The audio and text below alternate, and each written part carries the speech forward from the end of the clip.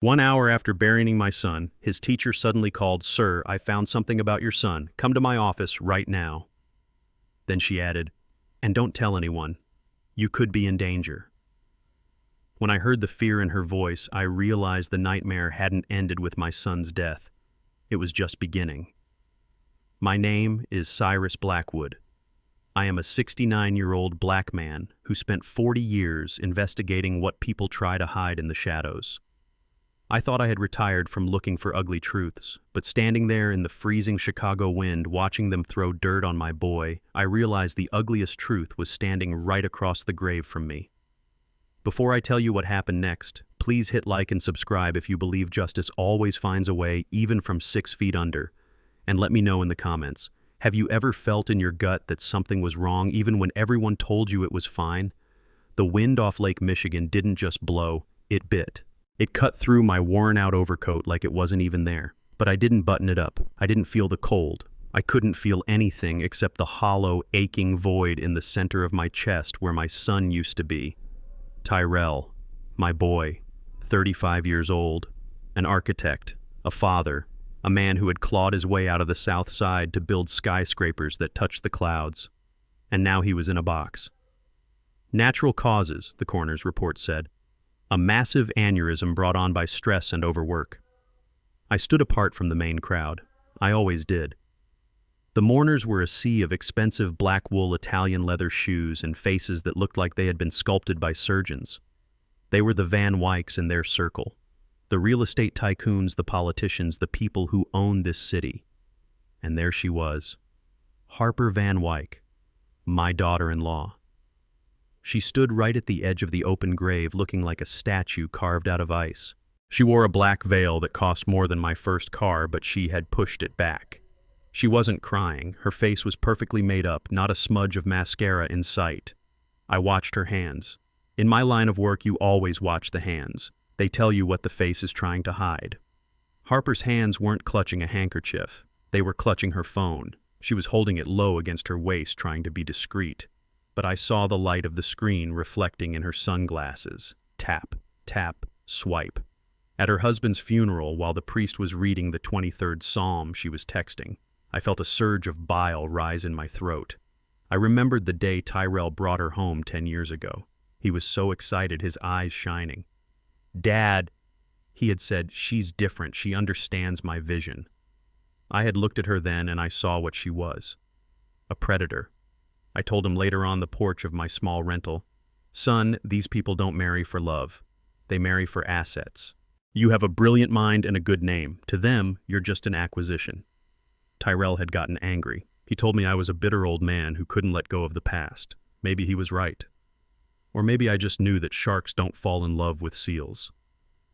And now, the priest intoned his voice devoid of any real emotion, "We commit his body to the ground." The first shovel of dirt hit the casket. Thud. That sound. It's the heaviest sound in the world. It's the sound of a door closing that will never open again. I saw my grandson Leo flinch. Leo was standing next to Harper, 7 years old. He looked so small in his black suit. He was clutching a raggedy teddy bear, Mr. Beans, that Tyrell had bought him when he was born. Leo was the only person on that side of the grave who was actually crying. His little shoulders were shaking. He looked terrified. Not sad. Terrified. I needed to go to him. I needed to wrap my arms around that boy and tell him that his Grandpa Cyrus wasn't going anywhere, that I would fill the space his father left behind. I started to move. My knees popped, old age and old injuries reminding me of their presence, but I pushed forward, navigating around the mounds of wet earth and the floral arrangements that smelled too sweet like rotting fruit. "Leo," I called out softly. My voice was raspy, unused for days. The boy's head snapped up. He saw me. For a second, the terror in his eyes broke, replaced by a desperate longing. "Grandpa," he choked out. He took a step toward me. He wanted to run. I opened my arms. But before he could take a second step, a hand clamped down on his shoulder. It wasn't a gentle touch. It was a grip. Harper's fingers dug into the fabric of his suit jacket, yanking him back so hard he almost lost his footing. "Stay right there," she hissed. It wasn't a mother's correction. It was a command to a subordinate. She turned her head slowly to look at me. She didn't take off her sunglasses. She didn't need to. I could feel the disdain radiating off her like heat from a pavement. "Harper," I said, stopping a few feet away. "Let me see my grandson. Let me comfort him." "This isn't the time, Cyrus," she said. Her voice was flat, bored. "We are in the middle of a service." "The service is over," I said, gesturing to the workers who were waiting to fill the grave. "I just want to hug him. He's grieving. I'm grieving." She sighed, a long, exaggerated sound of annoyance. She checked her watch, a diamond-encrusted Patek Philippe. "We have a reception to get to. People are waiting. We don't have time for displays." "Displays?" I stepped closer. The rage in my gut was turning into a cold, hard knot. "My son is in that hole, Harper, and you're checking your watch, you're texting." She stiffened. "I am managing a crisis, Cyrus. Something you wouldn't understand. Tyrell left a mess behind. Someone has to clean it up." A mess. He was an architect. He built things. He didn't make messes. He was weak, she muttered almost to herself. Then she looked at me directly. "Go home, Cyrus. Go back to your apartment. We will send you a program from the memorial. I am not going anywhere until I speak to Leo." I looked at the boy. He was staring at me, tears streaming down his face, his mouth opening and closing like he wanted to say something, but was too scared to let the words out. He looked at his mother, then back at me, his eyes wide with a silent plea. "Leo," I said gently. "Come here, son." He tried to pull away from her grip. That's when Harper snapped her fingers. Two men in dark suits stepped out from behind the rows of mourners. They weren't funeral home staff. They were private security, big men, thick necks, dead eyes. They moved with the practiced coordination of hired muscle. They stepped between me and my family. A wall of expensive wool and aggression. "Sir," one of them said, "Ms. Van Wyck has asked you to leave." "I'm his father," I shouted, my voice cracking. The other mourners turned to look. I saw them whispering behind their gloved hands. Look at him, the angry father, so unstable, so predictable. I have a right to be here. Harper reached into her designer clutch. She pulled out a folded document. She stepped around her bodyguards and held it out to me. She didn't hand it to me. She slapped it against my chest. "You have no rights here, Cyrus," she said. Her voice was low, venomous. "This is a temporary restraining order, signed by Judge Miller this morning." I grabbed the paper. My hands were shaking so hard I could barely read the text, but the words leaped out at me. Harassment, psychological instability, threat to the safety of the minor child. "What is this?" I demanded, looking up at her. "Psychological instability. I passed a mental evaluation every year for 30 years to keep my investigator's license. You're lying." "Are you?" Harper smirked. "Look at you. You're shouting at a funeral. You're aggressive. You're scaring Leo.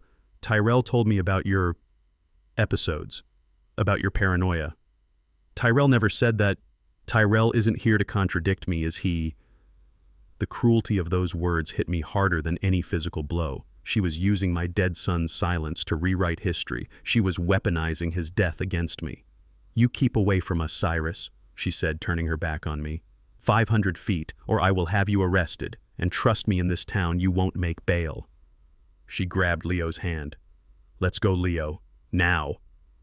She dragged him away. Leo stumbled, looking back over his shoulder. He reached out with the hand holding the teddy bear. "Grandpa!" he screamed. It was a raw, jagged sound that tore my heart in two. "Leo!" I yelled back. One of the security guards shoved me. "Walk away, old man. Don't make us hurt you." I watched them go. I watched them get into a fleet of black limousines. I watched Harper shove Leo into the back seat of the lead car like he was a piece of luggage she was annoyed with. I stood there until the last car disappeared through the cemetery gates. I stood there until the gravediggers started their machinery, the noise drowning out the wind. I was alone. I walked back to my car. It was a 2008 sedan, rusted around the wheel wells, parked in the far corner of the lot, away from the luxury vehicles. It looked like me. Old, tired, out of place. I got in and sat in the driver's seat. The silence of the car wrapped around me. I leaned my head back against the headrest and closed my eyes. I had failed. I had failed to protect Tyrell from these people, and now I was failing Leo. Psychological instability. The words echoed in my mind. They were setting a narrative. They were building a case. Harper didn't just want me away, she wanted me discredited. Why Why go to such lengths for an old man with a pension? I was just a grandfather. I had no money. I had no power. Why was she so afraid of me getting close to Leo? I reached for the ignition, my hand heavy. Then my phone buzzed. It was sitting on the passenger seat. I ignored it. I didn't want to talk to anyone. I didn't want condolences from people who didn't know Tyrell didn't know the boy who used to sit on my lap and draw pictures of houses he would build one day. It buzzed again and again. Persistent. Urgent. I picked it up. Unknown number. I sighed and swiped answer. Hello. Mr. Blackwood, is this Cyrus Blackwood? The voice was female, whispering, breathless. She sounded like she was hiding in a closet. Yes, this is Cyrus. Who is this? This is Clara. Mrs. Clara. I'm Leo's teacher. At the academy. I sat up straighter. Mrs. Clara. I knew her. Tyrell liked her. He said she was the only teacher at that fancy private school who actually looked the kids in the eye. He said she was kind. Mrs. Clara, I asked, confused. I'm at the cemetery. We just finished. I know, she said, her voice cracked. I wanted to be there. I loved Tyrell. He was a good man. But I couldn't come. I was afraid. Afraid of what? Listen to me, Mr. Blackwood. You need to listen very carefully. I don't have much time. I'm at the school. Is Leo okay? Leo was at school yesterday. She rushed on her words, tumbling over each other. The day before the funeral. Harper dropped him off. She acted like nothing had happened, like his father hadn't just died. She just wanted to get rid of him for the day. My grip tightened on the phone. Go on. Leo didn't speak all morning. He just sat at his desk. But at recess, when the other kids went out, he came to me. He looked terrified, Mr. Blackwood. He was shaking. What did he say? He gave me something, she whispered. He pulled it out of his pocket. He said Daddy told me that if anything bad happened to him, if he went away, I had to give this to Grandpa Cyrus. Only Grandpa, not Mommy, especially not Mommy. The air in the car suddenly felt very thin. My heart started to hammer a warning rhythm against my ribs. A message from the grave. Tyrell knew. He knew something was going to happen.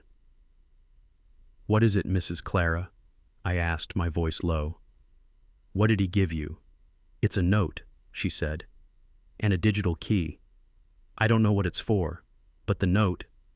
I read it, Mr. Blackwood. I'm sorry I had to, and it scares me. Read it to me. It says, Dad, if you are reading this, I'm gone. It wasn't stress. It was the skyline. I found the cracks. Harper knows. She's going to stop me. Save Leo. Don't trust the police. Don't trust anyone.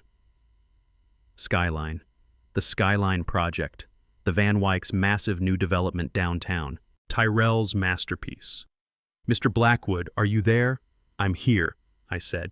My hands were steady now. The grief was still there, but it was being pushed down by something colder. Something sharper. The investigator was waking up. You need to come here, Clara said. Right now. I can't keep this. I think I saw a black SUV parked outside the school gates. The same one Harper drives. I think they are watching me. I'm coming, I said. I started the engine. I'm 40 minutes away. Hurry, she begged. Please, I'm in my classroom, room 3B. The school is empty for the weekend, but the side door by the gym is unlocked for the janitors. Come in that way. Don't let anyone see you. I'm on my way. Lock the door, Clara. Don't open it for anyone but me. I hung up the phone. I threw the car into gear and peeled out of the cemetery lot, tires screeching against the asphalt. Tyrell didn't die of natural causes. He was murdered. And he left me a map to the truth. I drove fast, weaving through the afternoon traffic. My mind was racing. Harper's coldness, the restraining order, the rush to bury him. It all made sense now. She wasn't grieving, she was cleaning up a loose end. And now she was trying to isolate the only person who might ask questions me. But she had made a mistake. She thought she was dealing with a broken old man. She forgot who I used to be. She forgot that I spent 40 years hunting liars for a living. I wasn't going to just get that key. I was going to find out what Tyrell died for. And if Harper Van Wyck thought she could kill my son and steal my grandson without a fight, she was about to learn a very painful lesson. I hit the gas running a red light. I was coming for the truth, and God help anyone who stood in my way. I parked my rusted sedan 2 blocks away from the pristine academy in a narrow alleyway behind a dumpster that smelled of rotting vegetables and stale grease. I cut the engine and sat there for a moment, my hands gripping the steering wheel so hard my knuckles turned the color of ash. My heart was hammering a frantic rhythm against my ribs, a stark contrast to the deathly silence of the alley. I was a 69-year-old man about to break into a private school, but I did not feel like a criminal. I felt like a man running into a burning building. I stepped out of the car, pulling my coat collar up against the biting Chicago wind. I checked my watch. It had been 42 minutes since Mrs. Clara called. Every second that ticked by felt like a drop of blood leaving my body. I moved as fast as my bad knee would allow, limping slightly as I navigated the broken pavement. The school loomed ahead, a fortress of red brick and wrought iron gates that screamed money. It was the kind of place that was designed to keep people like me out. The main parking lot was empty, save for a few luxury vehicles near the administration wing. I stuck to the shadows, moving along the perimeter fence until I found the side entrance Mrs. Clara had described. The door by the gymnasium was a heavy metal slab painted a dull gray. I reached for the handle, praying she was right. It turned. The door groaned on its hinges, a sound that seemed deafening in the quiet afternoon. I slipped inside and let the door click shut behind me. The smell hit me first. Floor wax and old rubber. It was the smell of every school in America, but here it was mixed with something else. Silence. A heavy, oppressive silence that felt unnatural. A school should echo with the ghosts of children's laughter, the squeak of sneakers, the slam of lockers. But this hallway was dead. It felt like a tomb. I walked down the corridor, my footsteps sounding like gunshots on the polished linoleum. I tried to tread lightly, but my heavy boots betrayed me. I passed the trophy case filled with gold cups and silver plates shimmering under the fluorescent lights. They mocked me. This was the world Terrell had tried to buy his way into for Leo, a world of gold surfaces and hollow centers. I reached the stairwell and began to climb to the second floor. My breath was coming in short, sharp gasps. I paused at the landing, listening. I strained my ears for any sound. A voice, a footstep, the rustle of paper. Nothing. Just the hum of the ventilation system. The hair on the back of my neck stood up. In my 30 years as an investigator, I had learned to trust that feeling. It was the primitive part of the brain sensing a predator in the tall grass. I was being watched. I knew it. But the hallway was empty. I reached the second floor. Room 3B was at the far end of the hall. The door was closed. I walked toward it, my hand reaching into my pocket to grip the handle of my car keys, a pathetic weapon against whatever might be waiting for me. But it was all I had. I reached the door. I saw a thin line of light spilling out from underneath it.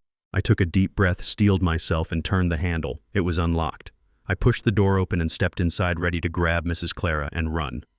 "Clara," I whispered, but the word died in my throat. The classroom was bright, filled with the late afternoon sun streaming through the large windows. It was a cheerful room decorated with colorful drawings and alphabet charts, but the atmosphere was thick with terror. Mrs. Clara was there. She was sitting on the floor in the corner of the room, her knees pulled up to her chest. Her face was buried in her hands and her shoulders were shaking with silent sobs. She looked small, broken, and sitting on the edge of the teacher's desk, swinging her legs casually, was Harper. She looked up as I entered. She didn't look surprised. She didn't look scared. She looked like she had been expecting me. She was still wearing her funeral dress, the black fabric absorbing the sunlight. She had removed her sunglasses, revealing eyes that were cold and sharp as cut glass. "Hello, Cyrus," she said. Her voice was smooth calm, a terrifying contrast to the sobbing woman in the corner. "You made good time. I almost thought you wouldn't show." I froze in the doorway. My eyes darted from Harper to Clara.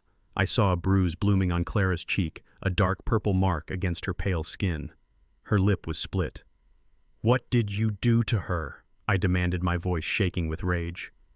Harper shrugged, a small, elegant movement of her shoulders. She was hysterical. I had to calm her down. She was interfering in family business, Cyrus. You know how I feel about outsiders meddling in our affairs. I stepped further into the room. "Let her go, Harper. This is between you and me." Harper laughed. It was a dry, humorless sound. Oh, Cyrus, you always were so dramatic. Tyrell got that from you, you know. The need to be the hero, the need to save everyone. Look where it got him. She held up her hand. In her palm, resting like a jewel, was a small red USB drive. It was the drive Clara had told me about. The drive Tyrell had hidden in Leo's backpack. The drive that contained the truth about why my son was dead. I stared at it. It was so small, just a piece of plastic and metal, but it held my son's life. It held justice. "Give that to me," I said. I held out my hand. "That belongs to me." Tyrell left it for me. Harper turned the drive over in her fingers, examining it as if it were a curious insect she had found in her garden. Tyrell was confused at the end, she said softly. The stress, the pressure. He wasn't thinking clearly. He started imagining things. Conspiracies, flaws in the foundation. He became paranoid. He thought people were trying to hurt him. Because they were, I said. You were. Harper stopped playing with the drive. She looked me dead in the eye. He was going to ruin us, Cyrus. Do you understand what that means? The Skyline project isn't just a building. It is a legacy. It is $500 million of investment. It is the future of the Van Wyck name. And your son, your brilliant, foolish son, wanted to tear it all down because of some cracks in the concrete, because of some paperwork that wasn't quite right. He wanted to save lives, I spat. He was an architect. He cared about safety. He cared about being right, she corrected. He was going to go to the press. He was going to the inspectors. He was going to bankrupt my father. He gave me no choice. You killed him, I said. The words hung in the air, heavy and undeniable. You poisoned him, or you paid someone to do it. Harper didn't flinch. She didn't deny it. She just smiled a small, pitying smile. He had a stroke, Cyrus. It was tragic. Everyone says so. The coroner signed the paper. The police closed the file. It is a closed chapter. She hopped off the desk. She walked toward me, still holding the drive. And this, she said, holding it up, this is just the ramblings of a sick mind. Dangerous ramblings. If this got out, it would confuse people. It would hurt the stock price. It would hurt Leo's inheritance. I am doing this for Leo Cyrus. Can't you see that I am protecting his future? You are protecting yourself, I said. You are a monster. She stopped 2 feet away from me. She dropped the USB drive onto the hard linoleum floor. Then she lifted her foot. She was wearing black stilettos with heels like daggers. Don't, I shouted. I lunged forward, but I was too slow. I was an old man with bad knees and she was fast. She brought her heel down on the red plastic drive. Crunch. The sound was sickening. It sounded like a bone breaking. She ground her heel into it. She twisted her foot, putting her full weight onto the delicate electronics. I heard the plastic shatter. I heard the silicon chip snap. I stopped. I stared at the floor. The drive was destroyed. It was just a pile of red shards and gray dust. Oops, Harper said. She didn't look down. She kept her eyes on mine. I felt the blood drain from my face. The evidence, the proof, gone. In a second. Why, I whispered. Because I win, Cyrus, she said. I always win. Did you really think you could beat me? Did you really think a retired insurance investigator from the South Side could take down the Van Wyck empire? You are nothing. You are a ghost. And now you have nothing. She stepped back, admiring her work. And now she said, her tone changing, becoming brisk and businesslike. We have the matter of you trespassing on private property and assaulting a teacher. I looked at her, confused. What? She reached into her purse and pulled out her phone. She pressed a button. Now she shouted into the phone. Before I could react, the door to the classroom burst open behind me. I turned, but I wasn't fast enough. 2 men in security uniforms rushed in. They were massive like linebackers. They didn't ask questions. They didn't tell me to put my hands up. They just attacked. One of them slammed into me, his shoulder hitting my chest like a battering ram. The air left my lungs in a painful whoosh. I flew backward, crashing into a student desk. The desk toppled over with a loud clatter and I hit the floor hard. Pain exploded in my hip. My head slammed against the leg of the desk. Stars danced in my vision. I tried to get up. I tried to fight back. I had been in fights before. I knew how to throw a punch, but I was on the ground and they were on top of me. One guard grabbed my arms and pinned them behind my back, twisting them until I cried out in pain. The other pressed his knee into my spine, pinning me to the linoleum. "Get him up!" Harper commanded. They hauled me to my feet. My legs felt weak. I was gasping for air. "Get him out of here," Harper said. She looked at me with pure disgust. "Throw him in the street where he belongs. And if he comes back, if I see his car within a mile of this school or my house, break his legs." "Harper," I wheezed, "you won't get away with this." "I already have," she said. She turned to Clara, who was still cowering in the corner. "And you," Harper said to the teacher, "you will corroborate my story." This man broke in. "He was raving. He attacked you. My security team had to intervene to save you. Do you understand?" Clara looked at me, then at Harper. She was trembling. She nodded slowly. "Yes," she whispered. "Good," Harper said. "Take him," she ordered the guards. They dragged me out of the classroom. My feet barely touched the floor. They marched me down the hallway, past the shiny lockers, past the trophy case. I struggled, but their grip was like iron. We reached the back exit. The guard opened the door and shoved me. I stumbled out onto the concrete pavement of the alley. I couldn't catch my balance. I fell forward, scraping my hands and knees against the rough ground. I lay there for a second, the cold seeped into my scrapes. I heard the door slam shut behind me. I heard the lock click. I rolled over and looked up at the gray sky. I was bruised. I was bleeding. I had lost the evidence. I had lost the only witness who could help me. I sat up slowly, groaning as my hip protested. I looked at the closed door. Harper was right about one thing. I couldn't fight them with physical strength. They had the muscle. They had the money. They had the power.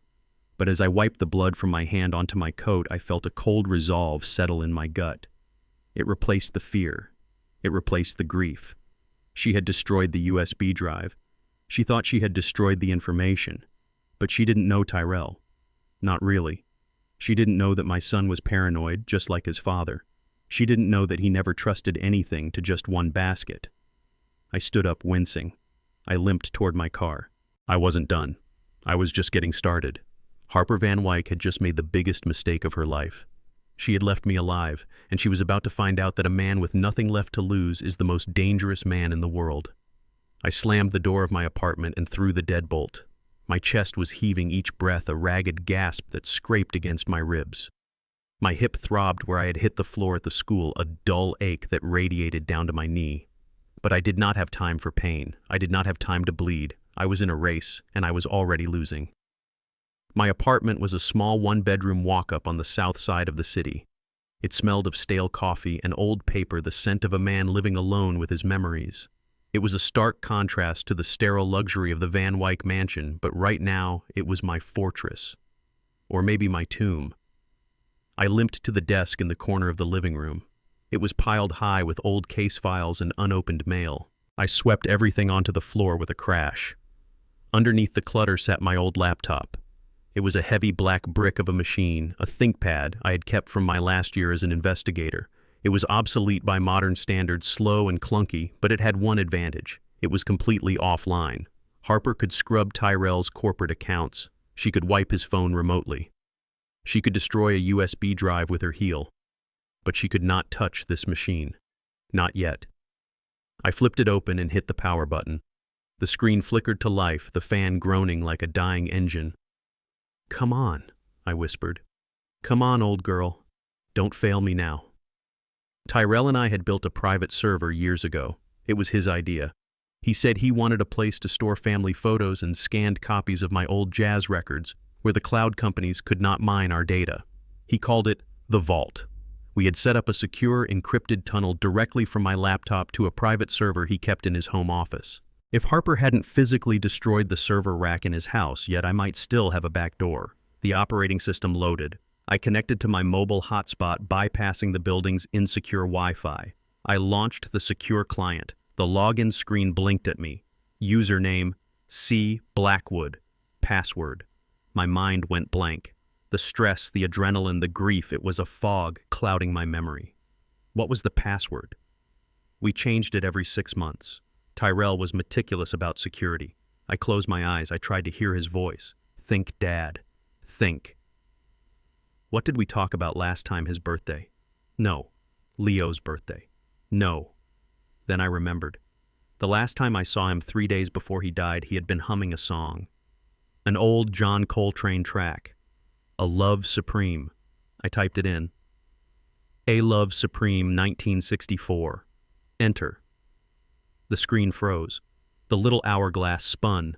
My heart hammered against my ribs. If Harper's IT team had already wiped his home network, I would get a connection error. If they were monitoring the traffic, I was lighting up a flare gun in the dark. Connection established. I let out a breath I didn't know I was holding. I was in. I navigated through the file directories. Photos, music, taxes. I ignored them all. I went straight to a hidden partition we had created for sensitive documents. Tyrell used it for his personal journals. I used it for copies of my will. There was a new folder. It had been created yesterday, 2 hours before he died. The folder name was just one word: Skyline. I clicked it. The download started. The files were huge, high-resolution blueprints, 3D models, scanned PDFs. My internet connection was crawling. The progress bar moved agonizingly slow. 5%, 10%. I checked my watch. I had been home for 7 minutes. If Harper had tracked my car, if she had put a tail on me, they could be minutes away. 20%. I paced the small room. I checked the window through the slats of the blinds. The street below was quiet. A stray dog barked. A car alarm chirped in the distance. No black SUVs. Not yet. 40%. I went to the kitchen and drank a glass of tap water. My hands were shaking so bad I spilled half of it down my shirt. I needed to focus. I needed to be the investigator, not the father. Emotions were a liability. Emotions got you killed. 60%. I went back to the computer. The fan was screaming now. The old processor was struggling to decrypt the incoming data. 80%. Come on, Tyrell. Come on, son. Give it to me. 99%. Download complete. I didn't waste a second. I disconnected the internet immediately. I went dark. Now whatever was on this drive was mine and they couldn't wipe it remotely. I opened the folder. There were dozens of files, but the one at the top caught my eye. It was a PDF titled Foundation Structural Analysis Final Do Not Send. I double-clicked it. I am not an architect. I don't know how to calculate load-bearing ratios or tensile strength, but I spent 40 years reading fraud reports. I know how to spot a cover-up. The document was a soil analysis report for the site of the Skyline Tower. The date was from 2 years ago. I scrolled down to the summary. Site condition critical instability. Subsurface composition consists of loose silt and high water table remnants from previous wetland geography. Liquefaction risk during seismic activity is severe. Standard concrete pilings are insufficient. I scrolled further. There was a recommendation section. Required foundation class A, steel reinforced deep caissons. Depth minimum 150 feet. Estimated cost increase, $40 million. I closed that document and opened the next one. It was a purchase order from a concrete supplier. It was dated 6 months ago. Order standard grade concrete pilings. Depth 80 feet. I felt a cold pit open in my stomach. They hadn't used the steel. They hadn't gone deep enough. They had saved the $40 million. They built a 100-story skyscraper on mud. I opened another file. It was an email thread. Tyrell was the sender. The recipient was Harper's father, Elias Van Wyck. Elias, we cannot pour this concrete. The soil report is clear. If we build this, it will not hold. The wind shear alone will cause fractures within 5 years. If there is a tremor, the whole thing comes down. We are talking about thousands of lives. The reply from Elias was short. Tyrell, you worry too much. The inspectors are handled. The budget is fixed. Pour the concrete. Or we will find an architect who will. I read the next email from Tyrell. It was a draft. It was addressed to the Chicago Tribune. To the editor, my name is Tyrell Blackwood. I am the lead architect on the Skyline project. I am writing to you because I cannot be silent anymore. The building is a death trap. They are falsifying the safety reports. They are burying the truth in the foundation. He was going to blow the whistle. He was going to burn down the Van Wyck empire to save lives. My son, my brave, foolish, righteous son, he didn't die of stress. He didn't have an aneurysm. They killed him. I looked at the timestamp on the email draft. It was saved at 4 p.m. on the day he died. He died at 6 p.m. They must have found out. Harper must have seen it. Maybe she installed keyloggers on his work computer. Maybe she just knew him too well. They silenced him. I sat back in my chair, the horror of it washing over me like ice water. It wasn't just a corporate cover-up. It was premeditated murder. They poisoned him. I was sure of it. Something fast. Something that mimicked a stroke. and the coroner, probably on the Van Wyck payroll, signed it off without a second glance. I felt sick. I looked at the blueprints on the screen, the beautiful lines my son had drawn. He had designed a monument, and they had turned it into a mass grave. And now I was the only one who knew. The weight of it was crushing. I wasn't just fighting for custody of my grandson anymore. I was holding the evidence of a billion-dollar crime. My phone buzzed again. I jumped. The sound was like a gunshot in the quiet apartment. I looked at the screen. It wasn't a call. It was a text message. Sender unknown. I hesitated. Then I picked it up. I know you logged in, Cyrus. You should have stayed away. Look out your window. My blood froze. I stood up slowly. I moved to the window, staying to the side, pressing my back against the wall. I reached out and carefully separated 2 slats of the blinds with my fingers. The street below was bathed in the orange glow of the sodium street lamps. It was a quiet street, working class. People were home watching TV, eating dinner, but directly across the street, parked in front of the fire hydrant, was a black SUV. It was identical to the ones at the funeral. Identical to the ones Clara had seen at the school. The engine was running. I could see the exhaust puffing into the cold night air. The windows were tinted dark, impossible to see inside. Then the rear door opened. 2 men stepped out. They weren't wearing suits this time. They were wearing dark jeans and heavy jackets. One of them was carrying a tool bag. The other had something long and metallic in his hand. A crowbar. They didn't look like security guards. They looked like cleaners. They looked like men who were paid to make problems disappear. They walked toward my building entrance. They didn't look around. They moved with purpose. They were coming for me. I checked the time on the text. 1 minute ago. They knew exactly where I was. They had tracked the login. Or maybe they had tracked my phone. I had been a fool to keep it on. I looked around my apartment. This was my home, my sanctuary. And in about 2 minutes, it was going to be a crime scene. I couldn't fight them. There were at least 2 of them, probably more, in the car. They were young, strong, and armed. I was an old man with a laptop and a bad hip. I had to run. Again. I grabbed the laptop. I didn't bother shutting it down. I slammed the lid and shoved it into my leather messenger bag. I grabbed the charger. I looked for my go bag. I always kept one packed. Old habits from the job. A change of clothes, some cash, a first aid kit, a burner phone. It was in the closet by the door. I grabbed it. I heard the buzzer from the lobby downstairs ring. They were buzzing my apartment, a polite warning before they kicked the door in. Or were they checking to see if I was home? I didn't answer. I heard the sound of glass breaking downstairs, the front door of the building. They were inside. I had seconds. I couldn't go out the front door. The stairwell would be a trap. The elevator was a steel coffin. I ran to the kitchen. My apartment was on the 3rd floor. There was a fire escape outside the kitchen window. It was rusty and treacherous, but it was my only way out. I threw open the window. The cold air rushed in. I tossed my bags out onto the metal grate. I climbed out my joints, protesting as I squeezed through the frame. I grabbed the window sash to close it, to buy myself a few more seconds of confusion when they breached the apartment. As I pulled it down, I heard a sound from inside the apartment. Crash. My front door splintering, wood cracking, heavy boots on the floorboards. "Clear the rooms," a voice shouted. "Find the laptop." I ducked below the windowsill. My heart was pounding so hard I thought they would hear it through the brick wall. I grabbed my bags and started down the fire escape. The metal groaned under my weight. Every step was a terrifying squeak in the silence of the alley. I reached the 2nd floor landing. I heard them above me. They were tearing my apartment apart. Furniture overturning, glass breaking. They weren't looking for me to arrest me. They were tossing the place. I reached the ground floor. The ladder didn't go all the way down. I had to drop the last 8 feet. I threw the bags down first. They landed with a soft thud on a pile of trash bags. I lowered myself over the railing hanging by my fingertips. My shoulders screamed in pain. I let go. I hit the alley floor hard. My bad knee buckled and I fell to the side, biting my tongue to keep from crying out. I tasted blood. I scrambled up, grabbing my bags. I couldn't go to my car. They would know the car. They would be watching it. I had to disappear into the city. I ran down the alley, limping, hugging the shadows. I emerged onto the side street and kept moving, keeping my head down.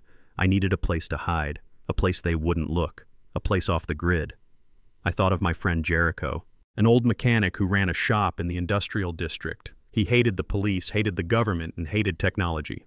He owed me a favor from 10 years ago. It was a 5-mile walk, in the cold, with a bad leg. I tightened my grip on the laptop bag.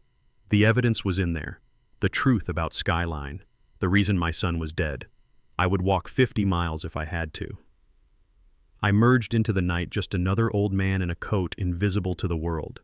But inside that bag, I carried a bomb that was going to blow the Van Wyck family straight to hell. I thought the darkness would hide me. I thought the maze of alleyways in the South Side was my territory, a place where luxury SUVs like the ones the Van Wycks drove would stick out like sharks in a goldfish pond. I was wrong. They had technology, they had thermal cameras, they had drones, or maybe they just had the kind of money that buys eyes on every corner. I had been walking for 20 minutes, keeping to the shadows, my bad leg dragging slightly with every step when the headlights swept over me. They were blindingly white, cutting through the gloom of the industrial district like a searchlight. The roar of a V8 engine echoed off the brick walls. "There he is," a voice shouted. It was amplified, metallic. I didn't look back. I ran. My body screamed in protest. My 69-year-old knees, already throbbing from the jump at my apartment, felt like they were filled with broken glass. My lungs burned as I sucked in the freezing Chicago air. I was carrying the laptop bag like a football tucked high and tight against my chest. The SUV jumped the curb tires, screeching. They were trying to box me in against the wall of an old textile factory. I saw a metal service ladder bolted to the brickwork about 50 yards ahead. It was my only chance. I sprinted. The engine roared behind me, getting closer. I could hear the crunch of gravel under the tires. They weren't trying to capture me anymore. They were trying to run me down. I reached the ladder. I threw the laptop bag over my shoulder and grabbed the freezing metal rungs. I hauled myself up just as the SUV slammed into the wall below me. The impact shook the whole building. Brick dust rained down on my head. I climbed, hand over hand, foot over foot. My shoulder, the one I had landed on earlier, sent lances of fire down my arm with every pull. I gritted my teeth, tasting copper. "Don't stop, Cyrus. Don't you dare stop." I heard car doors open below. I heard the heavy boots of the cleaners hitting the pavement. He went up, a voice yelled, "Get the rifle! Rifle!" They were going to shoot me off the wall like a pigeon. I scrambled faster, my breath coming in ragged, wheezing gasps. I crested the roofline and rolled onto the tar paper surface just as a crack echoed from the alley. A chunk of brick exploded near my foot. I didn't wait. I scrambled to my feet and ran across the flat roof. It was a landscape of vents, skylights, and puddles of icy water. The wind up here was ferocious, tearing at my coat, trying to push me back. I heard the clang of the ladder. They were coming up. I ran toward the far edge of the roof. There was a gap of about 4 feet between this building and the next one. In my 30s, I would have cleared it without breaking stride. Now, staring at the 3-story drop into the concrete chasm between the buildings, it looked like the Grand Canyon. I could hear the men behind me. They were fast, young. I didn't have a choice. I backed up 3 paces, took a breath that tasted of soot and fear, and launched myself. For a second, I was flying. Then I hit the other side. My good leg landed on the edge, but my bad leg slipped. My chest slammed into the gravel roof. The laptop bag swung hard, hitting me in the ribs. I scrabbled at the edge, my fingers clawing at the tar paper. Gravity pulled at my legs. I kicked wildly, finding purchase on a drainpipe bracket, and hauled myself up. I rolled onto the roof, gasping, staring at the night sky.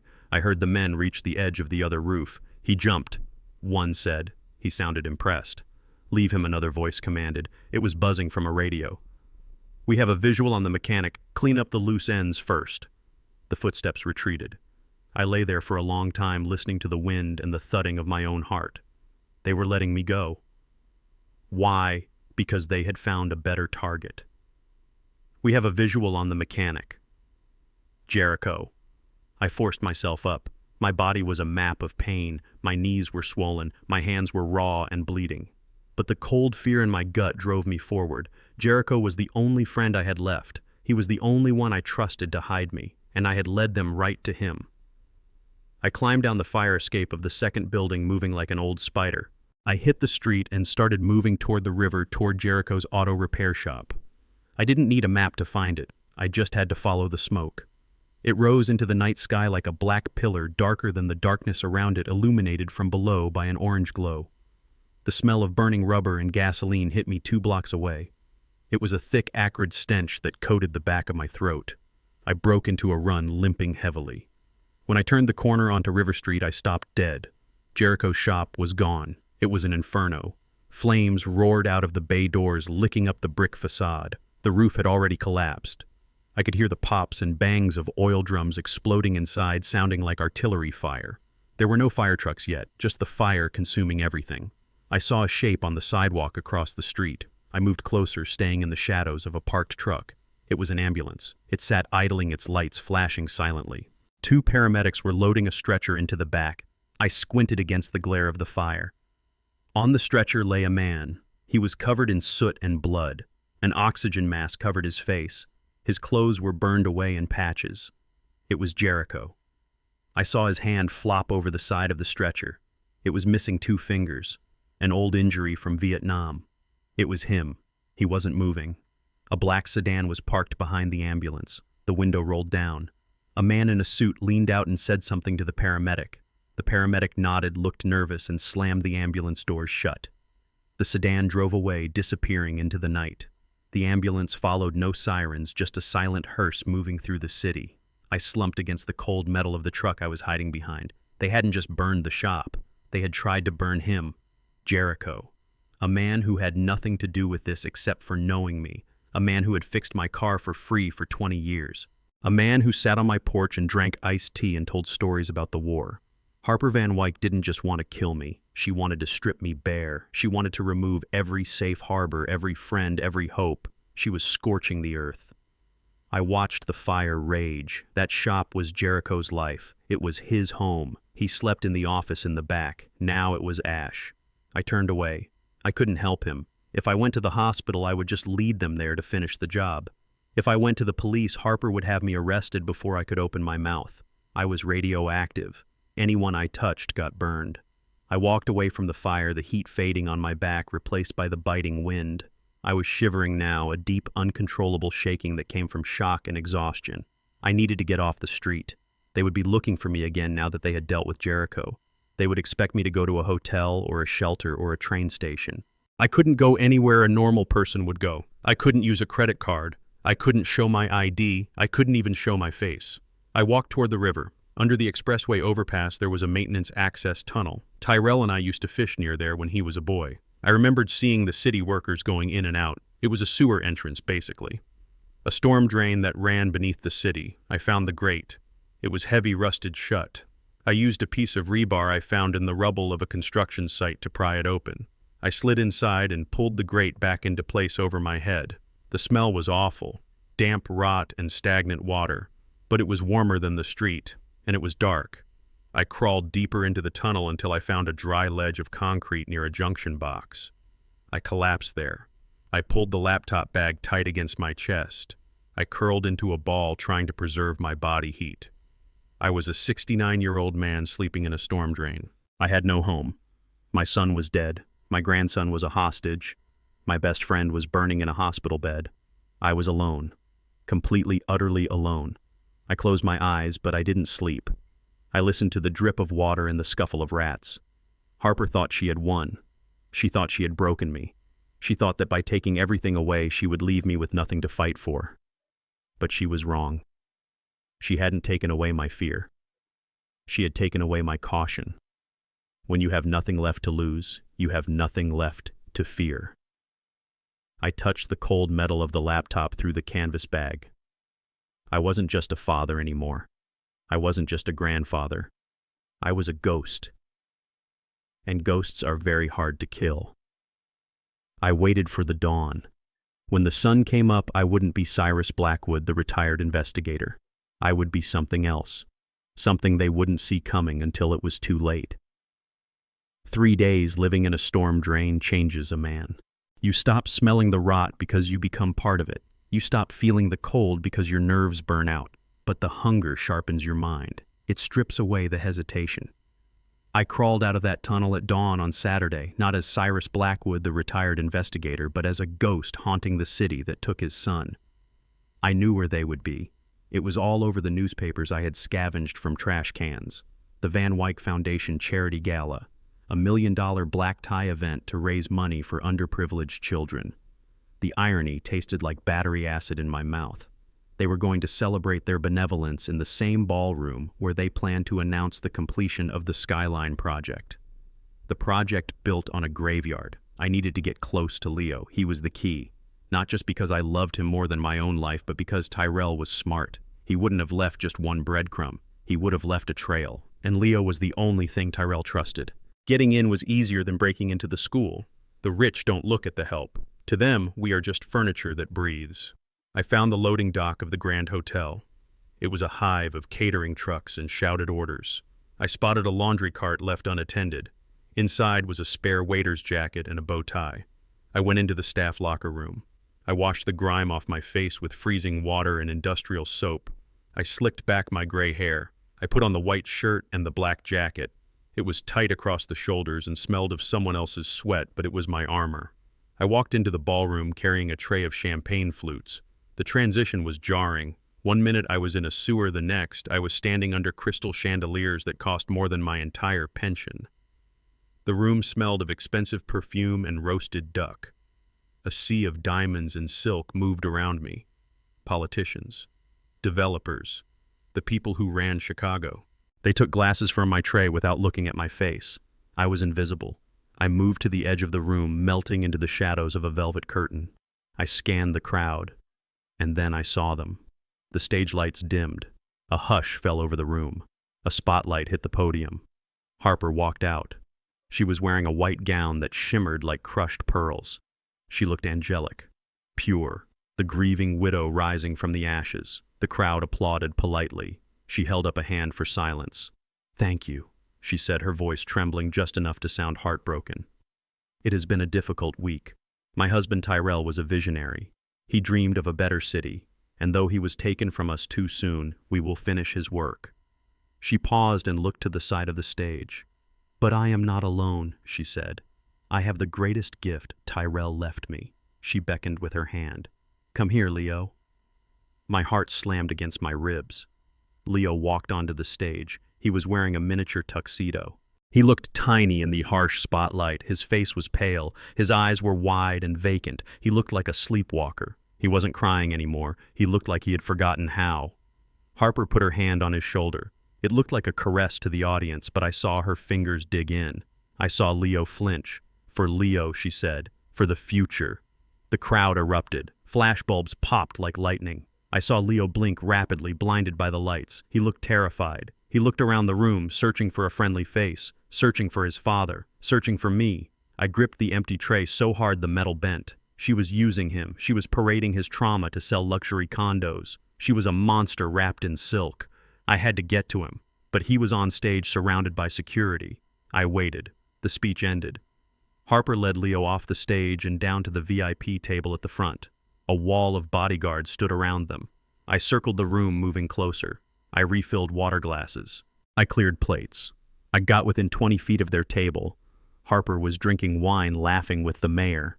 Leo was sitting staring at his plate. He wasn't eating. He looked sick. Then he leaned over and whispered something to Harper. She looked annoyed. She pointed toward the back of the hall. She signaled to one of the security guards. Leo slid off his chair. He walked toward the exit, the guard trailing him by 5 steps. He was going to the restroom. This was it. I dropped my tray on a service table and moved. I didn't run. Servants don't run.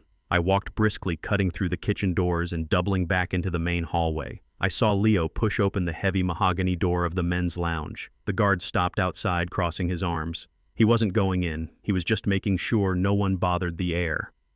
I walked up to the guard. I held up a roll of paper towels I had grabbed from a cart. "Service," I muttered, keeping my head down. The guard grunted and stepped aside. He didn't even look at my face. To him, I was just the guy who cleaned up the mess. I pushed the door open and stepped inside. The bathroom was quiet. Marble floors, gold faucets. It was empty except for one small boy standing at the sink trying to wash his hands. Leo. He jumped and spun around, water splashing onto his tuxedo. He looked at me with wide, fearful eyes. He didn't recognize me at first. I was gaunt. I was bruised. I was wearing a waiter's uniform. I knelt down, my knees cracking on the marble. I took off the bow tie. "Leo," I whispered. "It's Grandpa." He stared at me. His lip trembled. "Grandpa," he whispered. "Yes, buddy. It's me." He didn't run to me. He backed away until his back hit the sink. "Mommy said you were sick," he said, his voice shaking. "She said you were crazy. She said you tried to hurt Mrs. Clara." The rage flared in my gut, hot and sharp, but I pushed it down. I had to be calm. I had to undo the poison she had poured into his ear. "Mommy is wrong, Leo," I said gently. "I would never hurt Mrs. Clara. And I am not sick. I am here to help you. I am here because your daddy asked me to look out for you." At the mention of his father, Leo's face crumbled. The dam broke. He threw himself at me, burying his face in my borrowed jacket. "I want Daddy," he sobbed. "I want to go home." I wrapped my arms around him. He felt so thin, so fragile. I held him tight, rocking him back and forth just like I used to do with Tyrell when he had a nightmare. "I know, son," I said. "I know. But listen to me. We have to be brave. Like Daddy was brave." I pulled back and looked him in the eye. I wiped the tears from his cheeks with my rough thumbs. Leo did. "Daddy give you anything else, besides the red USB drive?" Leo sniffled and shook his head. "No, Grandpa. Just the drive. Mommy broke it. She stepped on it." She laughed. "I know. I was there." "But think, Leo, did he say anything? Did he hide anything?" Leo frowned, thinking hard. He wiped his nose on his sleeve. "He gave me Mr. Beans," he said softly. "The bear. The raggedy teddy bear Tyrell had bought him the day he was born. Leo carried it everywhere. He brought Mr. Beans to my room the night before. Before he went away, Leo said. He told me Mr. Beans was special now. He said Mr. Beans had a secret in his tummy." My pulse quickened. A secret in his tummy. "Where is the bear, Leo? Is it here?" "No," Leo said. "Mommy wouldn't let me bring him. She said he was dirty. She threw him in the corner of my room. She said I'm too big for bears. I needed that bear. Tyrell didn't just give it to him for comfort. He put something inside." "What kind of secret, Leo, did Daddy say?" Leo leaned in close, his voice dropping to a whisper. He said, "Mr. Beans can talk now." He said if I ever got lonely, I should squeeze Mr. Beans' tummy really hard and hold it for 3 seconds. And then Mr. Beans would tell me a story, a recording device, or a digital chip embedded in the stuffing. Tyrell had hidden this backup inside the one thing he knew Harper would never touch because she deemed it beneath her. She saw the bear as trash. Tyrell saw it as a safe. "Okay, Leo, listen to me. This is very important. Where exactly is the bear?" "In my room," Leo said. "On the bed. Or maybe on the floor. The maids might have moved it. In the mansion. The Van Wyck estate. A fortress with walls 10 feet high and armed guards at the gate." Just then the door handle rattled. Leo gasped and pulled away from me. I stood up quickly, moving to the towel dispenser, pretending to refill it. The door swung open. It wasn't the guard. It was Harper. She stood in the doorway, radiating ice. She looked at Leo, then she looked at me. Her eyes narrowed. She stared at my back. I kept my head down, praying she wouldn't recognize the set of my shoulders. "Leo," she snapped. "What is taking so long?" "The donors are waiting to meet you. I'm washing my hands. Mommy." Leo said, his voice small. She stepped into the room. Her heels clicked on the marble like pistol shots. She walked past me, ignoring me completely. She grabbed Leo by the upper arm. "You are making a scene," she hissed. "Look at you. You're a mess." She wetted a paper towel and scrubbed his face roughly, wiping away the tears. "Stop crying," she ordered. "You are a Van Wyck now. We do not cry in public." She yanked him toward the door. Leo looked back at me. His eyes were wide, filled with panic. "Don't forget to tip." "The attendant." Harper threw over her shoulder without looking at me. She dragged him out. The door swung shut. I stood there alone in the bathroom, gripping the sink. My reflection in the mirror stared back at me. A tired old man in a stolen uniform. She didn't know. She hadn't recognized me. She was so blinded by her own arrogance, so used to looking through people like me, that she hadn't seen the enemy standing 3 feet away. But I had what I needed. Mr. Beans, the bear. I knew where the evidence was. But getting it meant breaking into the most secure house in Chicago. It meant walking into the lion's den. I took off the waiter's jacket and threw it in the trash. I rolled up my sleeves. I wasn't going back to the sewer. I was going to the mansion, and I wasn't leaving without that bear, or my grandson. I stood in the hallway of a crumbling tenement building on the west side of Chicago, staring at a peeling green door number 4B. The smell of boiled cabbage and stale cigarette smoke hung heavy in the air. This was where LaToya, the nanny Harper had fired 2 weeks ago, lived. She was my only lead. She was the only person who knew the layout of the fortress Harper called a home. I knocked. It was a soft knock, but in the silence of the hallway it sounded like a gavel striking a bench. No answer. I knocked again, harder. "LaToya," I whispered. "It is Cyrus Blackwood, Tyrell's father." I heard movement inside, the scratch of a chair against linoleum. Then the sound of a deadbolt sliding into place. She was locking me out, not letting me in. "Go away," a voice trembled from behind the door. "Mrs. Van Wyck said you were dangerous. She said you attacked a teacher. She said if I saw you, I had to call the police." I leaned my forehead against the cool wood of the door. Harper had gotten to everyone. She had poisoned the well before I could even take a sip. "LaToya, listen to me," I said, my voice rough with exhaustion. "Harper is lying. She fired you because you heard something, didn't you? You heard them fighting. You know Tyrell didn't die of a stroke." Silence. I kept talking. I spoke to the wood, to the paint, to the fear on the other side. I was at the funeral LaToya. She didn't shed a tear. She was texting. She has Leo, my grandson. She won't let me see him. She has him trapped in that big house, just like she had Tyrell trapped. And now she is trying to erase us. I heard a sniffle. "LaToya, I know you love that boy," I said. "Tyrell told me." Tyrell told. "He told me you were the only one who played with him, the only one who read him stories while his mother was out planning galas. If you don't open this door, Leo is going to grow up alone with the woman who killed his father." The lock clicked. The chain rattled. The door opened a crack. LaToya stood there. She looked young, maybe 25, but her eyes were old with worry. She was wearing a faded t-shirt and holding a kitchen knife in her trembling hand. "She killed him," she whispered. It wasn't a question. I nodded slowly, raising my hands to show I was unarmed. "She killed him, LaToya, and she destroyed the evidence. The only thing left is inside that house. And I need you to help me get it." She opened the door wider and lowered the knife. Her face crumpled. "He was a good man," she sobbed.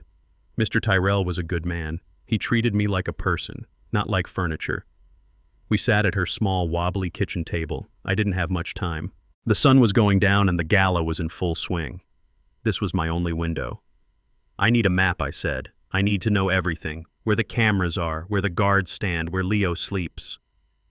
LaToya wiped her eyes and grabbed a stack of napkins. She pulled a pen from her pocket and began to draw. Her hands were shaking, but her memory was sharp. "It is a fortress, Mr. Blackwood," she said, sketching the outline of the estate. "The perimeter wall is 12 feet high, stone, topped with pressure sensors, not spikes. If you touch the top, an alarm goes silent to the security station." She drew circles at the corners of the house. "Cameras here, here, and here. They have thermal imaging. They can see a rabbit running across the lawn at midnight.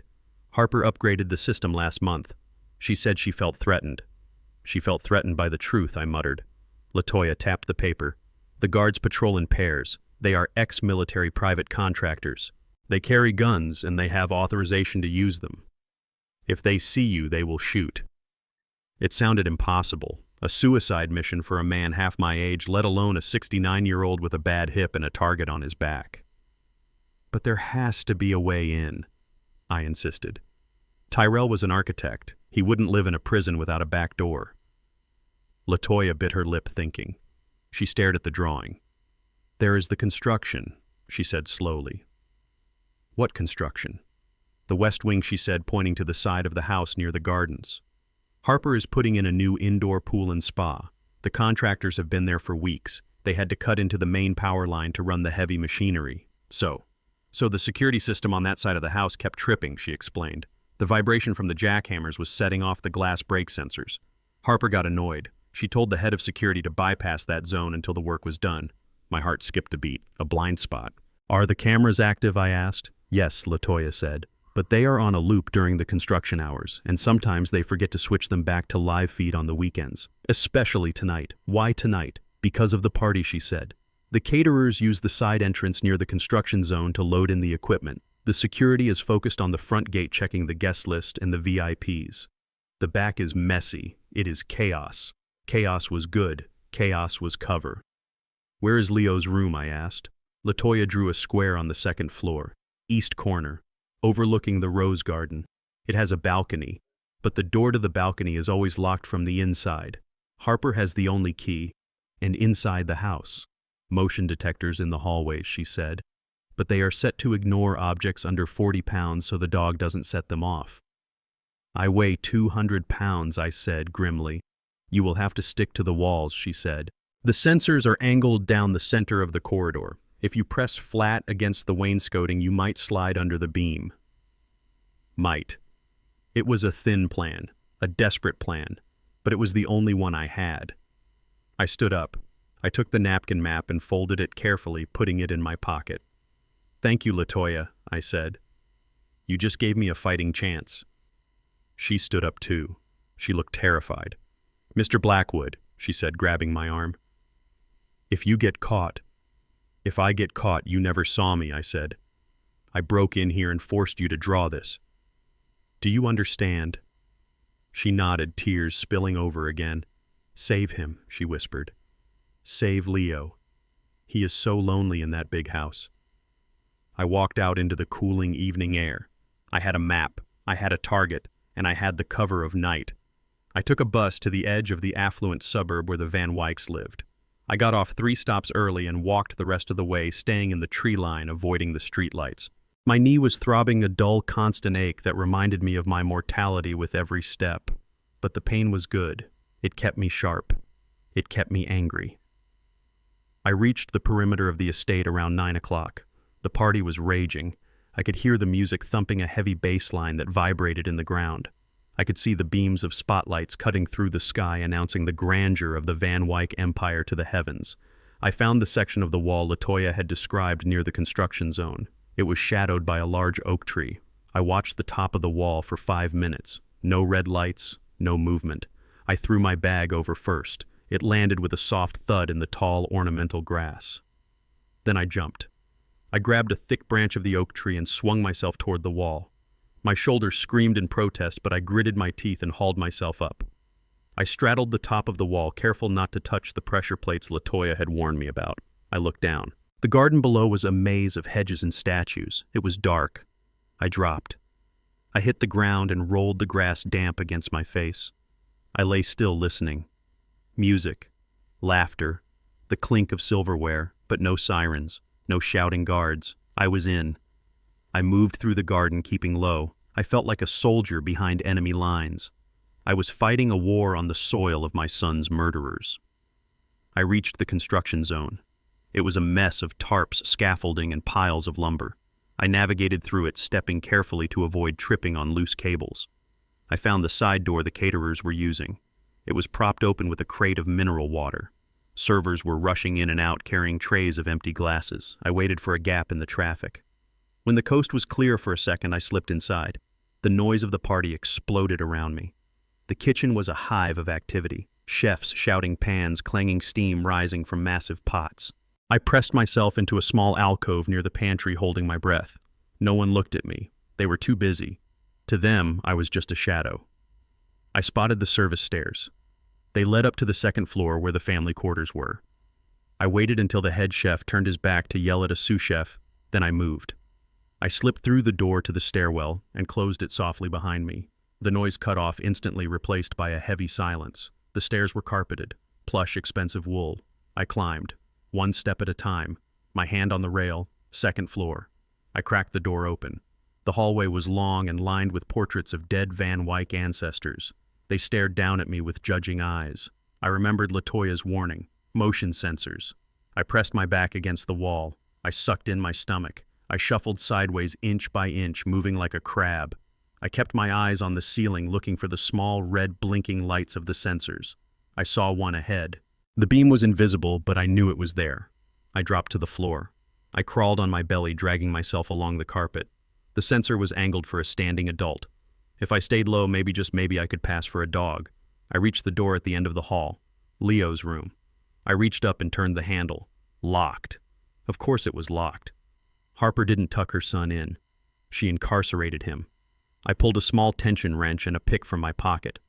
Tools of the trade. My hands were sweating. I wiped them on my pants. I inserted the wrench. I felt for the pins. Click, click, come on, click. The lock turned. I pushed the door open and slipped inside, closing it behind me. The room was dark, illuminated only by the moonlight filtering through the French doors of the balcony. It smelled of lavender and loneliness. Leo was in bed, a small lump under a massive down comforter. He was asleep. I moved to the bed. I didn't want to wake him yet. I needed the bear. I scanned the room. It was spotless. Too clean for a 7-year-old boy. No toys on the floor.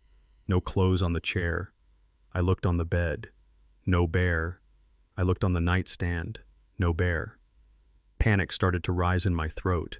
Had Harper thrown it away? Had she found it? Then I saw it. In the corner of the room, on top of a high wardrobe shelf, sat Mr. Beans. He looked ragged and worn, his button eye reflecting the moonlight. He had been placed up high out of reach, like a trophy or a prisoner. I dragged a heavy wooden chair over to the wardrobe. I climbed up, wincing as my knee popped. I reached out. My fingers brushed the soft fur. I grabbed the bear. I climbed down. I held Mr. Beans in my hands. He felt heavy, heavier than a toy should be. I squeezed his stomach, hard. 1, 2, 3. Nothing happened. My heart stopped. Had I been wrong? Had Leo imagined it?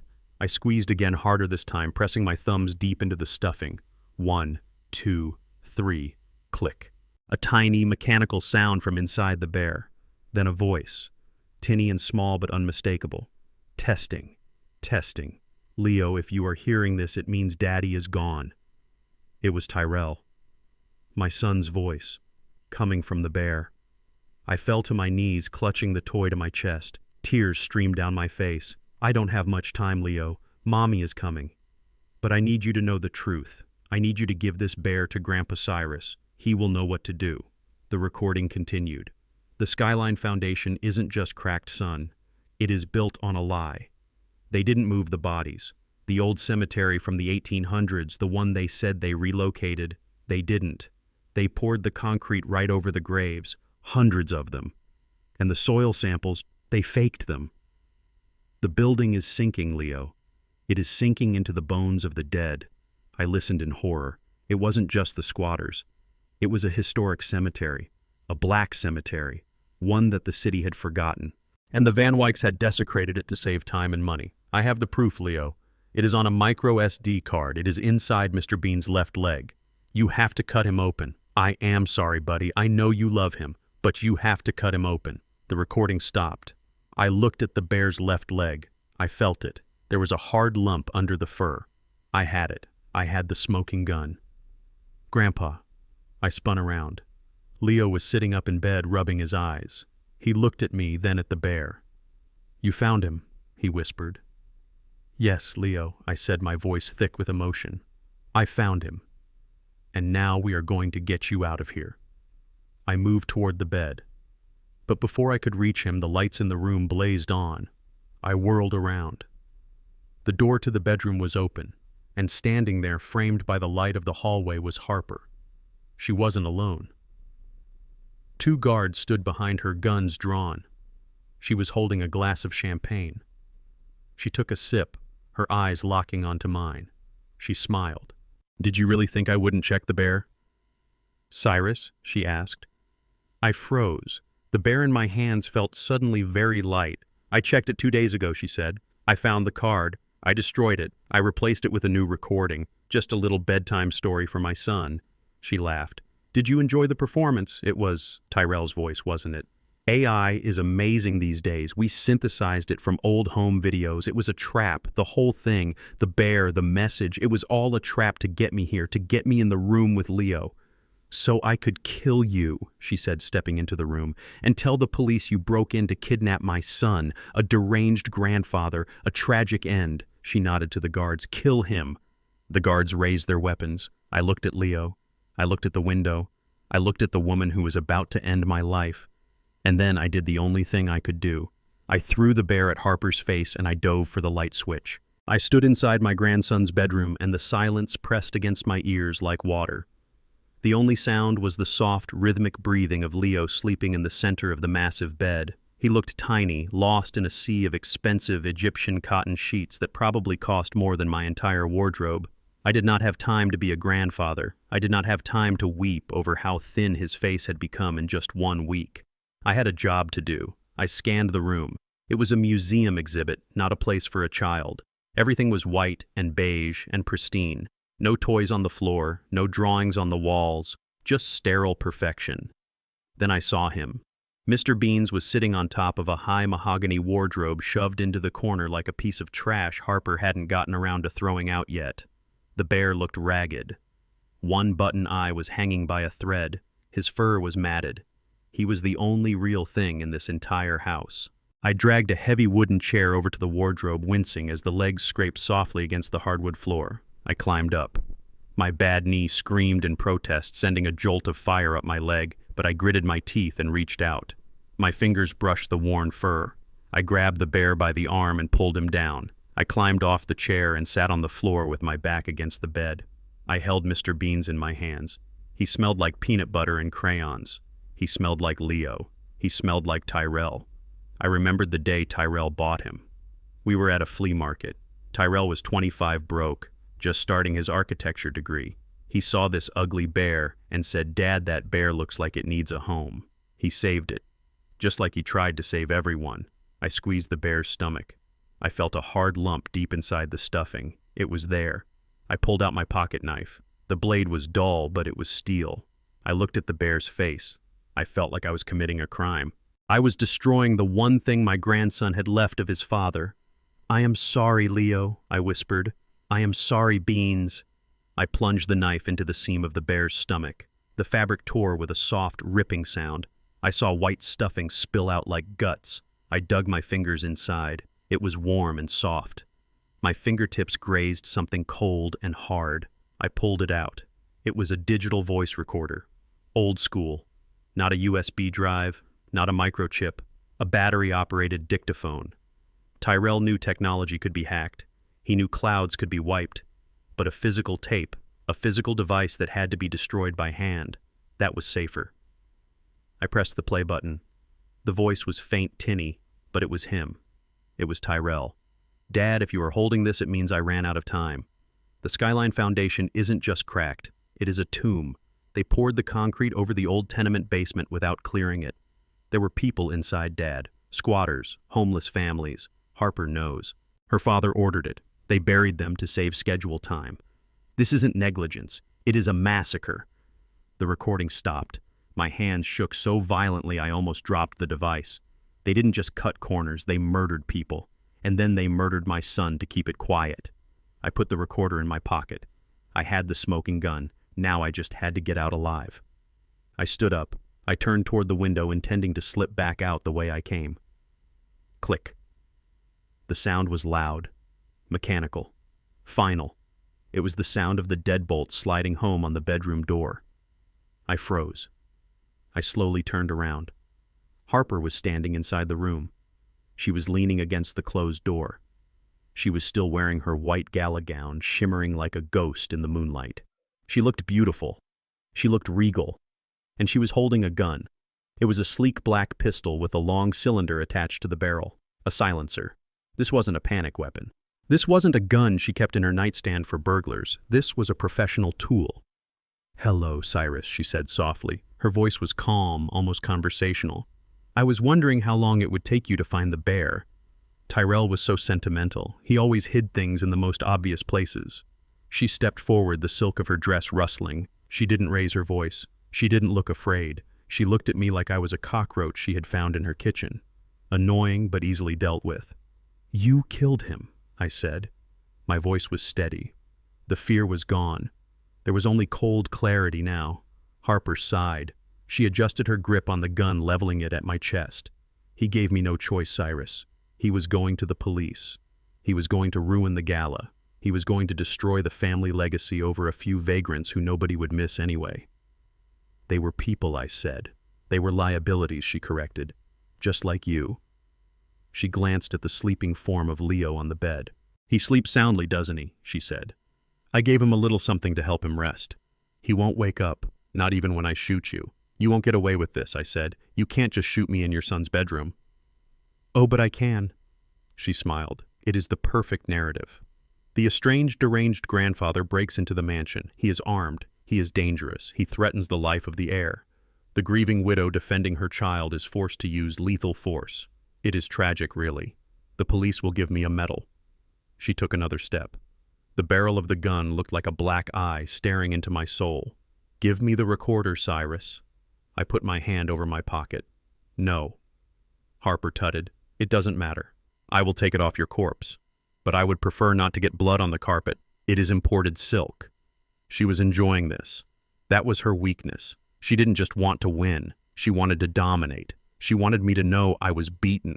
She wanted to see the light go out in my eyes while she explained exactly how smart she was. She was arrogant, and arrogance makes you sloppy. You poisoned him, didn't you? I asked. I needed her to keep talking. I needed time. It was ricin, she said. Simple, elegant, untraceable after 48 hours. We put it in his protein shake. He drank it right in front of me. He kissed me goodbye and went to work. By noon, he was feeling dizzy. By dinner, he was dead. It looked exactly like a stroke.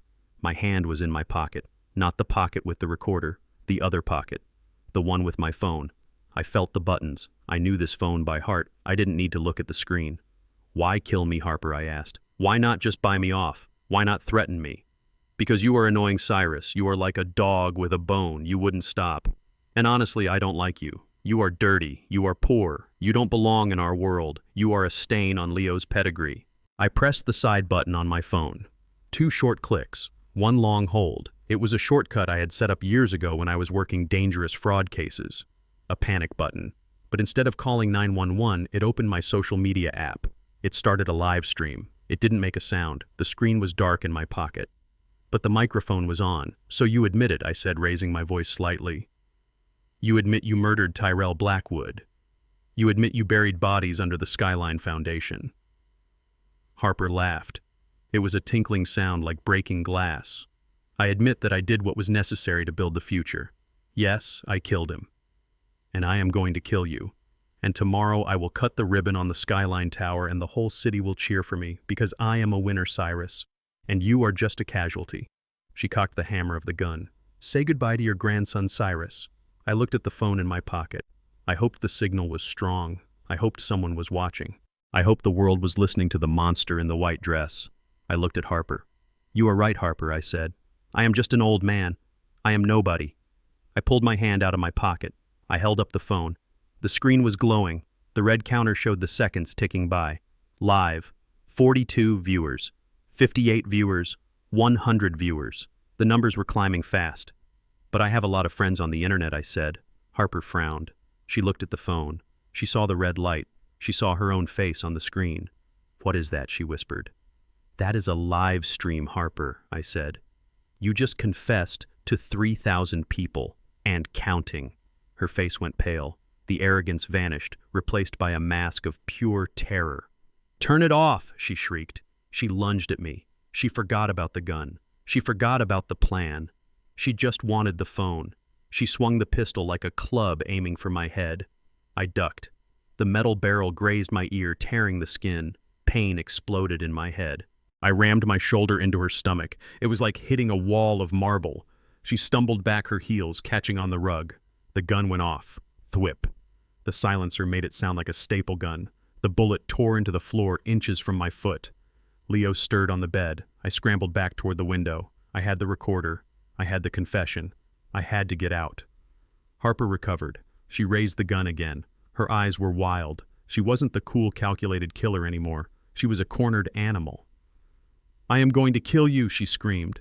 She fired again. The bullet shattered the window behind me.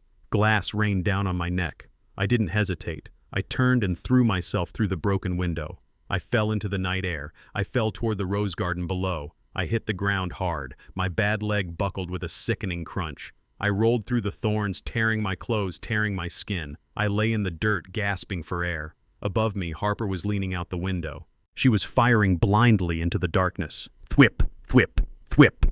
Bullets kicked up dirt around me. I scrambled to my feet. My leg was on fire. I couldn't run. I could only limp. Run, Cyrus. Run! I clutched the recorder in one hand and my phone in the other. The live stream was still running. I looked at the camera as I limped into the shadows of the trees. I am Cyrus Blackwood, I gasped into the microphone, and I am coming for them. I disappeared into the night, leaving the mansion and the monster behind me, but I knew this wasn't over. The hunt had just begun, and now the whole world was watching. I scrambled through the wet earth of the rose garden, my breath coming in ragged gasps that tasted of copper and panic. My bad leg dragged behind me a dead weight of agony, but I forced it to move. I had to put distance between myself and that house. I had to get to a place where the signal could reach the world. I clutched my phone in my left hand, the screen glowing against the darkness. I risked a glance down, expecting to see thousands of viewers, expecting to see a flood of comments calling for justice. My heart stopped. The screen was frozen. The little red live icon was grayed out. A spinning wheel of death sat in the center of the display. Connection lost. I tapped the screen frantically. Reconnect. Reconnect. Nothing. 0 bars. No service. I looked back at the mansion. It loomed against the night sky like a fortress of stone and malice. I realized with a sick, sinking feeling that I had underestimated Harper Van Wyck yet again. She didn't just have guards and guns, she had a perimeter signal jammer. It was standard military-grade security for the paranoid elite. As soon as I triggered the alarm, or maybe the moment she realized what I was doing, she had killed the airwaves. I looked at the timestamp on the frozen video feed, 30 seconds. That was it, 30 seconds of audio. I replayed it in my head. What had the world heard? They heard me break in. Heard me. They heard me shout. They heard me say, I am Cyrus Blackwood. And then silence. They didn't hear her confession. They didn't hear about the bodies in the foundation. They didn't hear her admit to poisoning my son. All they saw was an angry old man breaking into a grieving widow's home and threatening her with a weaponized teddy bear. I had played right into her hands. I hadn't exposed her. I had framed myself. A spotlight swept across the garden, blinding me. Target acquired a voice, shouted from the terrace.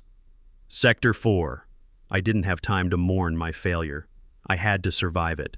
I scrambled to my feet using a marble bird bath to pull myself up. The stone was cold and slick under my bloody fingers.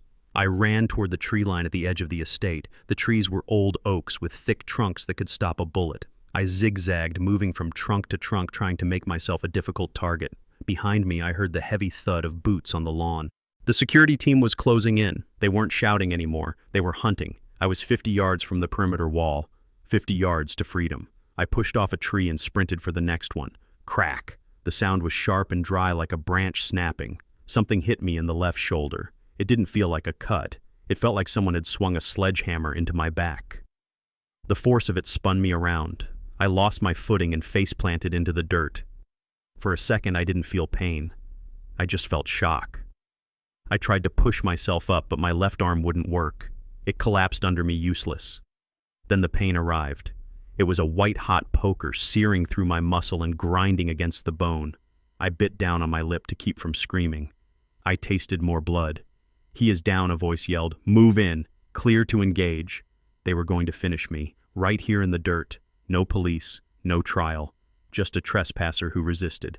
I rolled onto my back. The sky was spinning. I saw the flashlights bobbing toward me. They were close, 30 yards.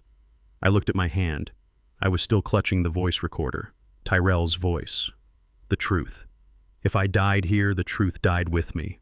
Tyrell died for nothing. Leo would belong to them forever. No. The anger hit me harder than the bullet. It surged through my veins, hot and adrenaline-fueled, pushing back the shock. I was Cyrus Blackwood. I was a father. I was a grandfather, and I was not going to die in this woman's backyard. I grabbed a handful of dirt and threw it at the oncoming lights. It was a futile gesture, but it made me feel alive. I scrambled up using my good arm. I ran. I didn't run with grace. I ran like a wounded animal, stumbling, lurching, dragging my useless arm against my chest. But I moved. I reached the wall. It was 12 feet of stone. Earlier, I had used a tree branch to get over. Now with one arm and a bullet in my shoulder, that was impossible. But there was a service gate. A small iron door set into the stone for the gardeners. LaToya had mentioned it. She said it was always locked. I didn't care. I threw my body weight against it. It held firm. I heard the guards behind me. They were slowing down, taking their time, lining up the kill shot. "Drop the weapon, Cyrus," the lead guard shouted. I didn't have a weapon. They knew that. They just needed me to turn around so they could say I lunged. I looked at the lock on the gate. It was a heavy electronic keypad. I pulled out my pocket knife, the same one I had used to open the bear. I jammed the blade into the seam of the lock housing. I pried with everything I had. The metal groaned. My vision grayed at the edges as the exertion tore at my wound. The plastic casing cracked. Wires spilled out. I didn't know how to hotwire a digital lock. That was movie stuff, but I knew how to short a circuit. I spit onto the exposed wires. A spark hissed. The mechanism buzzed angrily. Click. The magnetic seal disengaged. I shoved the gate open and fell through it onto the sidewalk outside. I kicked it shut behind me just as a bullet sparked off the stonework inches from my head. I was out. I stumbled across the street and threw myself into a drainage ditch on the other side, crawling into the tall weeds. I lay there panting, pressing my good hand against my shoulder to staunch the bleeding. The blood was warm and sticky. There was too much of it. Sirens wailed in the distance. Not one or two. A chorus. A symphony of red and blue lights cutting through the suburban night. They weren't coming to save me. They were coming to hunt me. I crawled deeper into the brush, moving away from the road, moving toward the forest preserve that bordered the suburb. I had to get off the grid. I had to vanish. I moved for what felt like hours. Time blurred. I passed out once or twice, waking up to the sound of helicopters overhead. Their searchlights swept the trees, turning the night into a strobing nightmare. I found a concrete culvert, a drainage pipe running under a service road. I dragged myself inside. It was wet and smelled of decay, but it was hidden from the sky. I sat in the dark, shivering uncontrollably. My shoulder was a throbbing mass of agony. I felt lightheaded. I was losing blood. I needed to check the situation. I needed to know what the world thought was happening. I pulled out my phone. I kept the screen dim, shielding it with my coat. The signal was back. Weak, but there. I opened the news app. The headline was in bold red letters across the top of the screen. Breaking attack on Van Wyck estate. I clicked the video link. A reporter was standing in front of the mansion gates. Behind her, police cars and ambulances filled the driveway. Tonight, a scene of terror at the home of grieving widow Harper Van Wyck, the reporter said, breathless. Just 1 week after the tragic death of architect Tyrell Blackwood, his father, Cyrus Blackwood, broke into the family estate. The screen cut to a photo of me. It wasn't a good photo. It was a mugshot from an old ID card where I looked angry and unkempt. Police say the 69-year-old forced his way into the home armed with a knife and attacked security personnel. He made his way to the bedroom of his 7-year-old grandson, Leo Blackwood. The image switched to Harper. She was standing next to the police chief. She had a bandage on her forehead where the bear had hit her, but she made it look like a war wound. She was crying softly, holding a tissue to her eyes. He was raving. She sobbed into the microphones. He kept screaming that he was going to take Leo. He had a knife. He tried to kill me. I was just trying to protect my son. He is sick. He has been unstable since Tyrell died. We tried to get him help, but he refused. The police chief stepped up to the mic. Cyrus Blackwood is considered armed and extremely dangerous, he boomed. He is currently at large in the surrounding area. We have a perimeter set up. We are advising all residents to lock their doors and windows. If you see this man, do not approach him. Call 911 immediately. I dropped the phone. It clattered against the concrete pipe. Armed and dangerous. Kidnapper. Madman. She had spun the narrative so fast I never stood a chance. The 30 seconds of live stream hadn't saved me. It had condemned me. It showed me in her house. It showed me aggressive. It corroborated her story. I was the villain. I leaned my head back against the cold, damp wall of the pipe. I laughed. It was a dry, hacking sound that turned into a cough. I had the truth in my pocket. I had Tyrell's voice on the recorder. I had the evidence that would bring down the skyline and send Harper to prison for life. But nobody was listening. Nobody was looking for evidence. They were looking for a monster. And if I stepped out of this tunnel, they would shoot me on sight. I closed my eyes. The darkness pressed in. I felt the weight of the recorder in my pocket pressing against my hip. It was the heaviest thing I had ever carried. I was bleeding out in a drain pipe. My family was destroyed. My name was mud. But I wasn't dead yet. I took a deep breath, inhaling the smell of mold and wet earth. I focused on the pain in my shoulder. I used it. I let it sharpen my mind. They wanted a monster. Fine. I would be the monster in their nightmares. I would be the thing that lived in the dark and clawed at the foundation of their lies until the whole structure came crashing down. I reached into my go bag with my good hand. I pulled out a small first aid kit.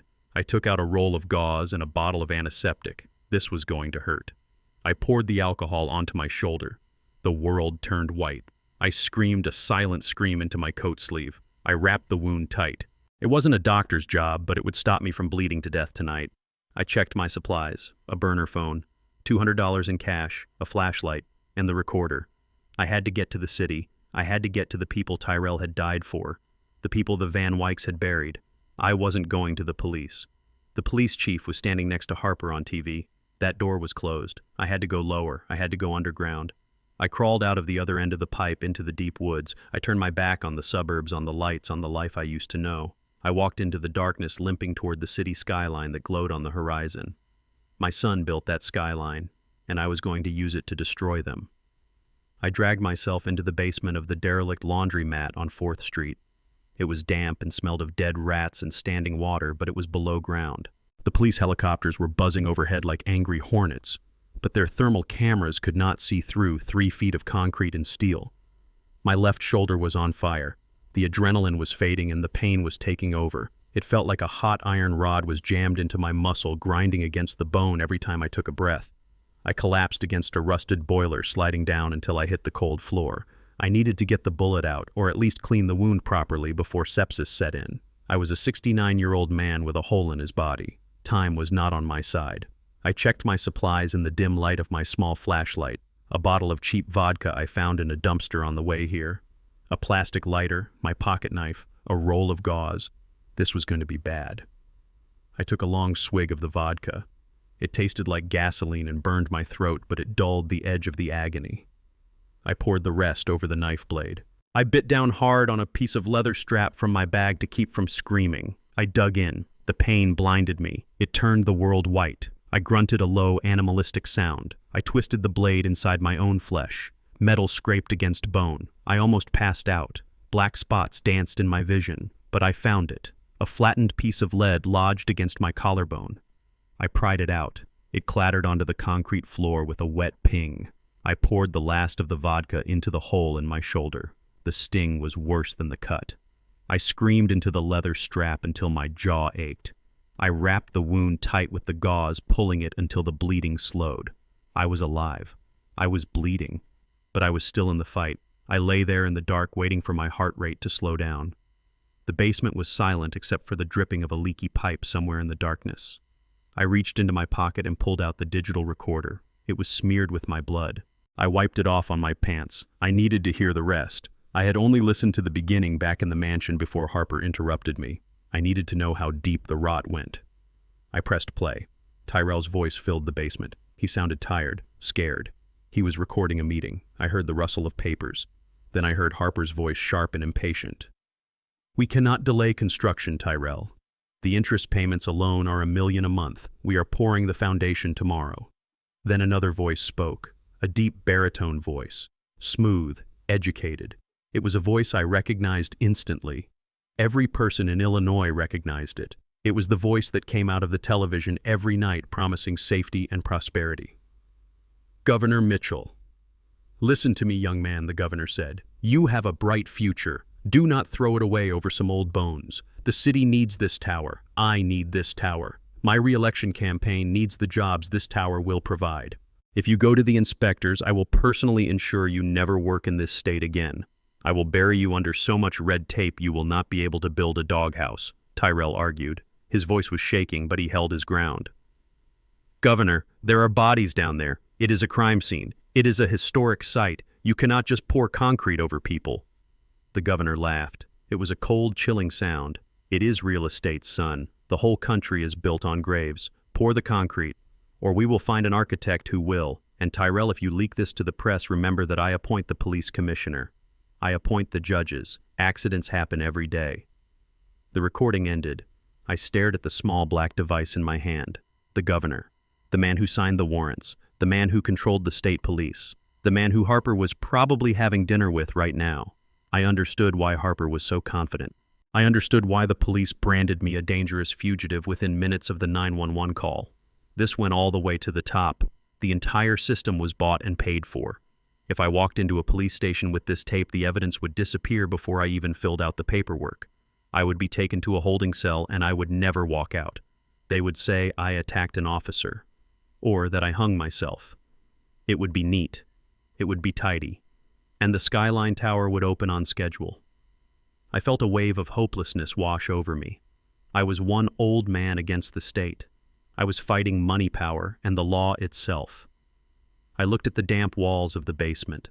This was where I belonged, in the dark, in the dirt. But then I thought of Tyrell. I thought of him standing in that room facing down the governor and the Van Wykes. He was scared. He knew they could kill him. But he said no.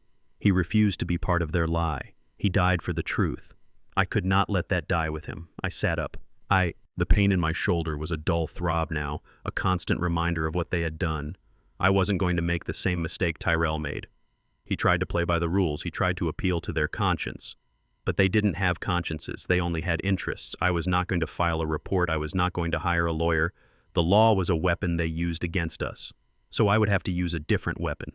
I would have to use the one thing they feared more than the law. Exposure. I looked at the date on my burner phone. Tomorrow was Sunday. The grand opening of the Skyline Tower. The ribbon-cutting ceremony. Harper would be there. The governor would be there. The press would be there. Cameras, live television, the whole city would be watching. They wanted a show. I would give them a show. I knew I would not survive this. A 69-year-old fugitive wanted for attacking a wealthy white woman does not walk away from a public event. The snipers would be on the roofs. The security would be tight. But I didn't care about surviving. I cared about burning their world down. I cared about making sure that when they put me in the ground, everyone knew exactly who put me there and why. I checked the recorder. It had an audio out jack. I checked my bag. I had a few tools, wires, a small radio transmitter I used for surveillance jobs back in the day. It was old tech, but it was reliable. I started to work. I stripped the wires with my teeth. I connected the recorder to the transmitter. I wasn't building a bomb to hurt people. I was building a bomb to kill the lie. I was going to hijack their moment. I was going to broadcast the truth on the biggest screen in the city. And I was going to do it while looking them in the eye. I stood up. My legs were stiff. My clothes were covered in blood and grime. I looked like a monster. Good. Let them see a monster. I was a dead man walking. And dead men have nothing to fear. I climbed the stairs out of the basement, leaving the blood-stained gauze on the floor. The sun was coming up over Chicago. It was going to be a beautiful day for a funeral. I walked out of the basement and into the gray light of dawn. My shoulder throbbed with a dull, heavy rhythm that matched the beat of my heart. I looked like a nightmare. My coat was stained with dried blood and sewer muck. My eyes were sunken, my face was covered in gray stubble. But I did not care. I was not trying to blend in anymore. I was looking for an army. I knew where to find them. When Harper and her father cleared the land for the Skyline Tower, they didn't just demolish buildings. They demolished lives. They evicted 300 families from the low-income housing block that stood on that ground. They gave them 24 hours notice and a check that bounced. Most of those people didn't leave the city. They couldn't afford to. They moved 4 blocks south to the tent city under the Wacker Drive overpass. I walked toward the underpass. The wind coming off the river carried the smell of unwashed bodies and wood smoke. It was a place where hope went to die, a place the police ignored unless they needed to fill a quota. I limped into the camp. Tents made of blue tarps and cardboard boxes lined the concrete pillars. People watched me with hollow, suspicious eyes. They saw a crazy old man bleeding and desperate. They saw trouble. A large man stepped out from behind a burning trash barrel. He was blocking my path. He had scars on his face and arms thick as tree trunks. I recognized him. Marcus King. He used to be the building superintendent at the old tenements before the Van Wykes bulldozed them. He was a good man who had lost everything. "Get moving, old-timer," Marcus grunted, crossing his arms. "We do not have anything for you to steal, and we do not want any trouble with the cops you are dragging behind you." I did not stop. I walked right up to him until I could smell the stale tobacco on his breath. "I am not here to steal Marcus," I said, my voice raspy. "I am here to give you something back." He frowned, looking at my face. He recognized me. "You are Blackwood," he said. "The architect's father, the one on the news, the one who attacked the widow." "I did not attack her," I said. "Get out," Marcus spat. "Your son built that tower. Your son is the reason we are sleeping in the dirt. We do not want you here." He shoved me. I stumbled back, my bad leg buckling. Pain flared in my shoulder, blinding white. I fell to one knee. My son did not build it. I wheezed, fighting to stay conscious. He died trying to stop it. Marcus laughed. It was a bitter, ugly sound. Stop it. He was one of them. He wore the suits. He signed the papers. He found the bodies, Marcus. The laughter stopped. The camp went quiet. Heads poked out of tents. "What did you say?" Marcus whispered. I reached into my pocket with my good hand. I pulled out the recorder. My hand was shaking. "They didn't move the cemetery," I said loud enough for the people around us to hear. "They didn't move the old basement. They poured the concrete right over it, over the history, over the people who were squatting down there. My son found out. He tried to tell the governor, and they poisoned him." I pressed play.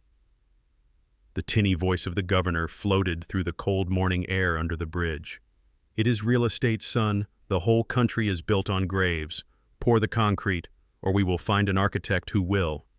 Then Harper's voice. "We cannot delay. Bury them." I let it play to the end. The silence that followed was heavier than the concrete of the Skyline Foundation. Marcus looked at me. His eyes were wide, filled with a mixture of horror and rage. "They are still down there," he whispered. "My cousin was squatting in that basement. We thought he just left town." "They are all down there," I said. "And tomorrow morning, Harper Van Wyck is going to cut a red ribbon and smile for the cameras while standing on top of them." I stood up, wincing. "I am going there," I said. "I am going to play this tape for the whole world. I am going to tear that tower down. But I cannot get close enough alone. The police will shoot me on sight." I looked around the camp. I looked at the faces of the people the Van Wycks had discarded. "I need help," I said. "I need a shield." Marcus looked at the recorder in my hand. He looked at the Skyline Tower rising in the distance, gleaming in the morning sun like a needle. He turned to the camp. "Wake up," he roared. "Wake everyone up." Within an hour, we had a war room. It was a circle of plastic crates around a fire, but it was more effective than any corporate boardroom. There were 50 of us, men, women, even some teenagers. They were the ghosts of the city, the people who cleaned the floors, parked the cars, and built the roads, and they were angry. We had a plan. The Skyline opening ceremony was a high-security event. Metal detectors, private security, police snipers. A frontal assault was suicide, but they couldn't stop everyone. They couldn't stop the city itself. I sketched the layout of the plaza on a piece of cardboard. "Here is the stage," I said, pointing to a box I had drawn. "Here is the VIP section. And here behind them is the giant LED screen. It is 20 feet tall. They are using it to show promotional videos of the luxury apartments." "We need to hijack that screen," Marcus said. I nodded. "The control booth is in a tent to the right of the stage. It is guarded. But the feed cable runs from the booth to the screen through a cable protector on the ground. We don't need to hack the software," I explained. "I wasn't a computer genius. I was a man who knew how things worked physically. We just need to hijack the signal. I have a transmitter. If we can plug directly into the audio input at the base of the screen or at the mixing board, we can override their feed." "But how do we get you there?" a woman asked. She was holding a baby wrapped in a blanket. "You are the most wanted man in Chicago." "We give them something else to look at," Marcus said. He looked at me. "We are going to march," he said. "Not a protest. A funeral procession. We are going to walk right up to the gates. All of us. We are going to demand to pray for the dead. They will stop you," I said. "They will try." Marcus smiled. "But while they are stopping us, while the cameras are looking at the angry mob, you are going to slip in through the back." "How?" "The catering trucks," Marcus said. "My brother drives for the company catering the event. He owes me. He hates the Van Wycks. He is making a delivery at 9 a.m. I looked at Marcus. He was risking his life. He was risking the little safety these people had. Why, I asked. He looked at the tower. "Because my cousin is in that concrete," he said. "And because your son tried. He was the only one who tried." We spent the rest of the day preparing. I spliced the wires on the transmitter. I cleaned my wound again, wrapping it tight with duct tape to keep the blood from soaking through my shirt. I shaved the beard. I cut my hair short with a pair of rusty scissors. I looked different, harder. The sun went down. The city lights came on. The skyline tower lit up like a beacon mocking us. I sat alone by the fire. The camp was quiet now. Everyone was getting ready. I took out my phone. I had 1% battery left. I turned it on. I didn't call anyone. I didn't have anyone left to call. I opened the photo gallery. There was a picture of my wife Mary taken a month before she died. She was smiling, holding a pie she had just baked, and next to it a picture of Tyrell and Leo building a Lego castle. I touched the screen. "I am coming, Mary," I whispered. "I am tired. I am so tired. But I have one last job to do." I looked at Tyrell's face. "I am sorry I couldn't save you, son," I said to the cold glass. "I am sorry I didn't see the sharks, but I promise you they will not sleep soundly tonight, and they will not keep Leo." I turned off the phone. The screen went black. I felt a hand on my shoulder. It was Marcus. "It is time, old man," he said. I stood up. My legs were stiff, but my hands were steady. I put the transmitter in my pocket. I put the recorder in my other pocket. I looked at the city. It was a monster of steel and glass, indifferent to the suffering of the people who built it. Tomorrow we were going to make it scream. We moved out in silence. A ghost army marching toward the castle. I limped in the center, surrounded by the people my son had died for. I was ready to die. But I wasn't going to die in a drain pipe. I was going to die on live television. And I was going to take the governor and Harper Van Wyck with me. The back of the catering truck smelled of sourdough and diesel fumes. I sat on a crate of sparkling water, my knees pressed against my chest, my hand clutching the improvised transmitter. Through the crack in the rear doors, I could see the plaza. It was blindingly bright. The skyline tower soared into the morning sky, a monolith of glass and steel that reflected the sun like a mirror. It was beautiful. It was majestic. It was a tombstone. A stage had been erected at the base of the tower, draped in red velvet and gold bunting. A massive LED screen 20 feet high and 40 feet wide formed the backdrop, playing a loop of smiling families enjoying their new luxury lives. The plaza was packed. The press pen was overflowing with cameras. The VIP section was a sea of designer suits and expensive hats. And there she was, Harper Van Wyck. She stood at the podium, radiant in a crimson dress that looked like fresh blood. She held a pair of oversized golden scissors. The governor stood to her right, beaming like a proud father. My grandson Leo stood to her left, looking small and pale in his tuxedo, his hand gripped tight in hers. He wasn't looking at the crowd. He was looking at his shoes. Harper leaned into the microphone. Her voice boomed across the plaza, smooth and confident, amplified by $1 million of sound equipment. "Today we do not just open a building," she said. "We open a new chapter for Chicago. My late husband Tyrell Blackwood dreamed of a city that reached for the stars. This tower is his legacy. It is a testament to his vision and to the resilience of our family." I felt a cold rage settle in my gut. She was using his name. She was standing on the bodies of the people she murdered, using the memory of the husband she poisoned to sell condos to the elite. The audacity was breathtaking. The crowd applauded. It was a polite, gloved sound. The governor stepped forward, shaking her hand. Harper smiled. It was the smile of a predator who has just eaten the last of its competition. She raised the scissors. The sunlight caught the gold blades. "This is it, old man," the driver whispered from the front cab. It was Marcus's brother. He looked terrified. "Go," I said. He honked the horn twice. It was the signal. At the south gate of the plaza, a roar went up. It wasn't the polite applause of the VIPs. It was the raw, angry chant of the people from under the bridge. Marcus and his army had arrived. "Let us in," they shouted. "Say their names."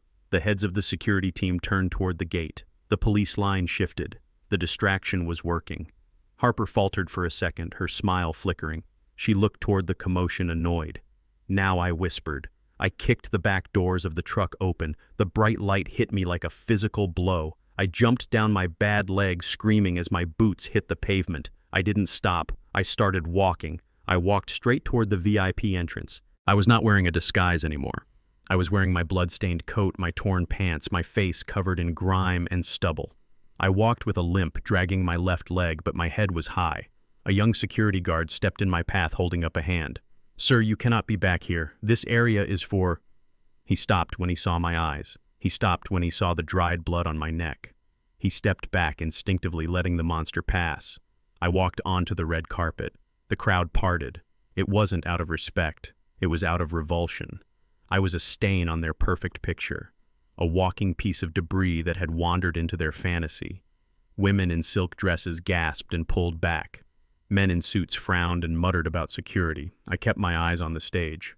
On Harper. She was just about to cut the ribbon. The scissors were closing around the silk. "Harper," I shouted. My voice was raspy, broken by smoke and exhaustion, but it carried. It cut through the murmur of the crowd like a knife. She froze. She looked up. She saw me. Her face went white. The scissors slipped from her hand, clattering onto the stage. "You," she whispered. The microphone picked it up. It echoed across the plaza. "You." I stepped over the velvet rope. I was 10 yards from the stage. The police saw me then. "Gun," a voice screamed. "He has a bomb." I pulled my hand out of my pocket. I wasn't holding a gun. I wasn't holding a bomb. I was holding the small black transmitter with 2 wires trailing out of it. To them, it looked like a detonator. Freeze. 4 police officers drew their weapons. I saw the black barrels level at my chest. I saw the panic in their eyes. They were trained to shoot threats, and I looked like the ultimate threat. "Drop it," an officer yelled, his finger tightening on the trigger. "Drop it, or we will fire." I didn't drop it. I held it up higher. My thumb hovered over the red button. "If you shoot me, I drop this." I lied, my voice steady. "And if I drop this, you will never know what is buried under your feet." The crowd screamed. Panic rippled through the VIP section. People started to run, knocking over chairs. The governor looked around for his security detail, his face a mask of cowardice.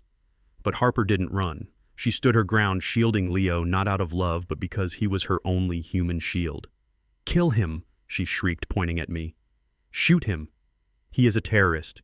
He killed my husband." I looked at Leo. He was staring at me, his eyes wide. He didn't look scared of me.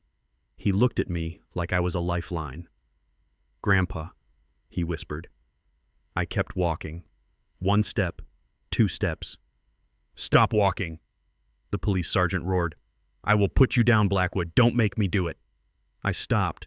I was 5 yards from the stage. I was surrounded. There were rifles on the surrounding rooftops, trained on my heart. I could feel the laser sights burning my skin. I looked at the camera crews. They hadn't run. They were filming. The red lights were on. We were live. "Harper," I said, speaking to her but looking at the lens. "You thought you could bury the truth.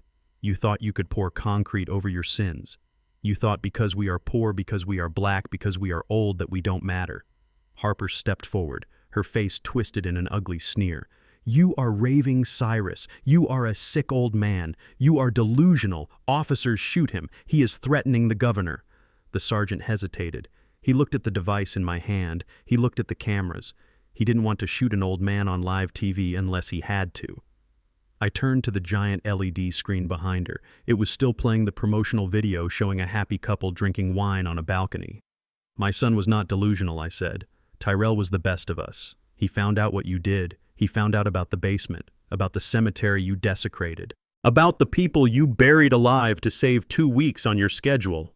"Lies," Harper screamed. "All lies." "Then why did you poison him?" I asked. "Why did you crush his evidence under your heel? Why did you try to kill me in your garden?" She laughed, a high, hysterical sound. "Because you are nobody, Cyrus. No one will believe you. You are a trespasser, a criminal, a madman." I looked at the transmitter. The green light was blinking. It was paired. It was ready. "You are right, Harper," I said softly. "They might not believe me." I looked at her one last time. I wanted to memorize her face. I wanted to see the exact moment her world ended. "But they will believe him." I pressed the button. "No," Harper screamed, lunging for me. The police tackled me. I hit the pavement hard. My bad shoulder exploded in pain. A boot pressed my face into the red carpet. I couldn't breathe. I couldn't move. But I didn't need to move. Above me, the giant screen flickered. The happy couple vanished. Static filled the 20-foot display. Then a face appeared. It was Tyrell. His voice boomed across the plaza, louder than Harper, louder than the sirens, louder than God. "Dad, if you are seeing this, I am gone." The crowd froze. The police on top of me froze. The governor froze. I put the blueprints on the USB for Leo, but I knew she might find it. So I am leaving the real smoking gun here.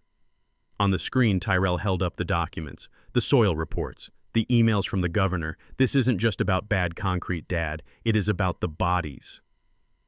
Harper stood on the stage alone. She looked at the screen. She looked at the face of the husband she had murdered. Her mouth opened, but no sound came out. I lay on the ground tasting dust and blood, and I smiled. The video cut to the audio recording I had made in the basement.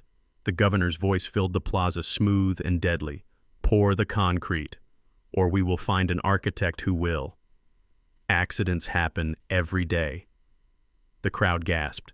It was a collective sound of shock that sucked the air out of the plaza. Then the recording of Harper. "Bury them." The police officer took his knee off my back. He stood up slowly, looking at the screen. He looked at the governor, who was trying to sneak away through the back of the stage. The video ended. The screen went black. For a second, there was total silence. Then the screaming started. But it wasn't fear. It was rage. I rolled onto my back. I looked at the sky. It was blue, a perfect clear blue. I had done it. I had pushed the button. And the skyline was about to fall. The giant LED screen that dominated the plaza was no longer a tool for propaganda. It was a mirror reflecting the ugliest sins of the city. Tyrell's face was 20 feet high. His eyes, which were so full of life before they poisoned him, looked out at the thousands of people gathered below. The audio system, which had just moments ago amplified Harper's lies, now carried the ghost of my son. Every crackle of the recording was like thunder. I lay pressed against the cold concrete, the knee of a police officer still digging into my spine, but the pressure eased. I could feel the officer stiffen. He was watching. Everyone was watching. On the screen, the evidence scrolled past. The falsified soil reports, the emails from the structural engineers warning of catastrophic failure.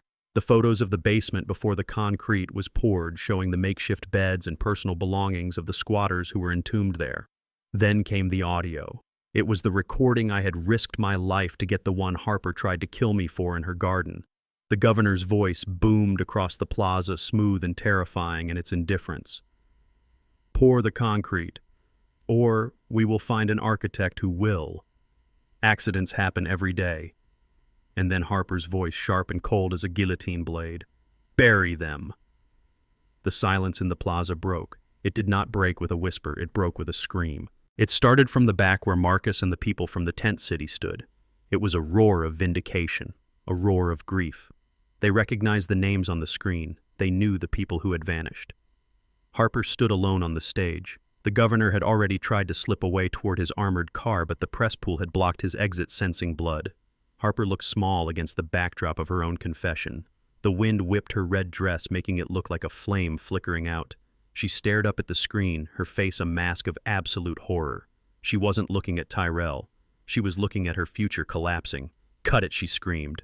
Her voice cracked, losing its polished veneer. "Turn it off. Someone turn it off." She gestured wildly at the control tent, but the tech crew was gone. They had fled the moment the governor's voice came over the speakers, not wanting to be accomplices to a felony. The feed was locked. The truth was on a loop. "You are lying," she shrieked, turning to the crowd. "This is fake. It is a deep fake. That old man is a terrorist. He doctored it." She pointed a shaking finger at me where I lay pinned on the red carpet. "Shoot him," she ordered the police. "Shoot him now. He is manipulating you." The sergeant who had his knee on my back slowly stood up. He didn't reach for his weapon. He reached down and took my arm. He didn't yank me. He helped me up. He looked at me with eyes that had seen too much on the streets of Chicago to ignore the truth when it was shouted this loud. "I am sorry, Mr. Blackwood," he muttered. He let go of my arm. He turned toward the stage. He put his hand on his holster, but he didn't draw. He just stared at Harper. "Do something!" Harper screamed at him. "Do your job." "I am doing my job, ma'am," the sergeant said, his voice amplified by the silence of the stunned VIPs. "I am securing the crime scene." Harper gasped. She looked around. Her security detail, the private contractors she paid thousands of dollars to, broke rank. They backed away, fading into the crowd, removing their earpieces. They knew when a ship was sinking. Then the first object flew.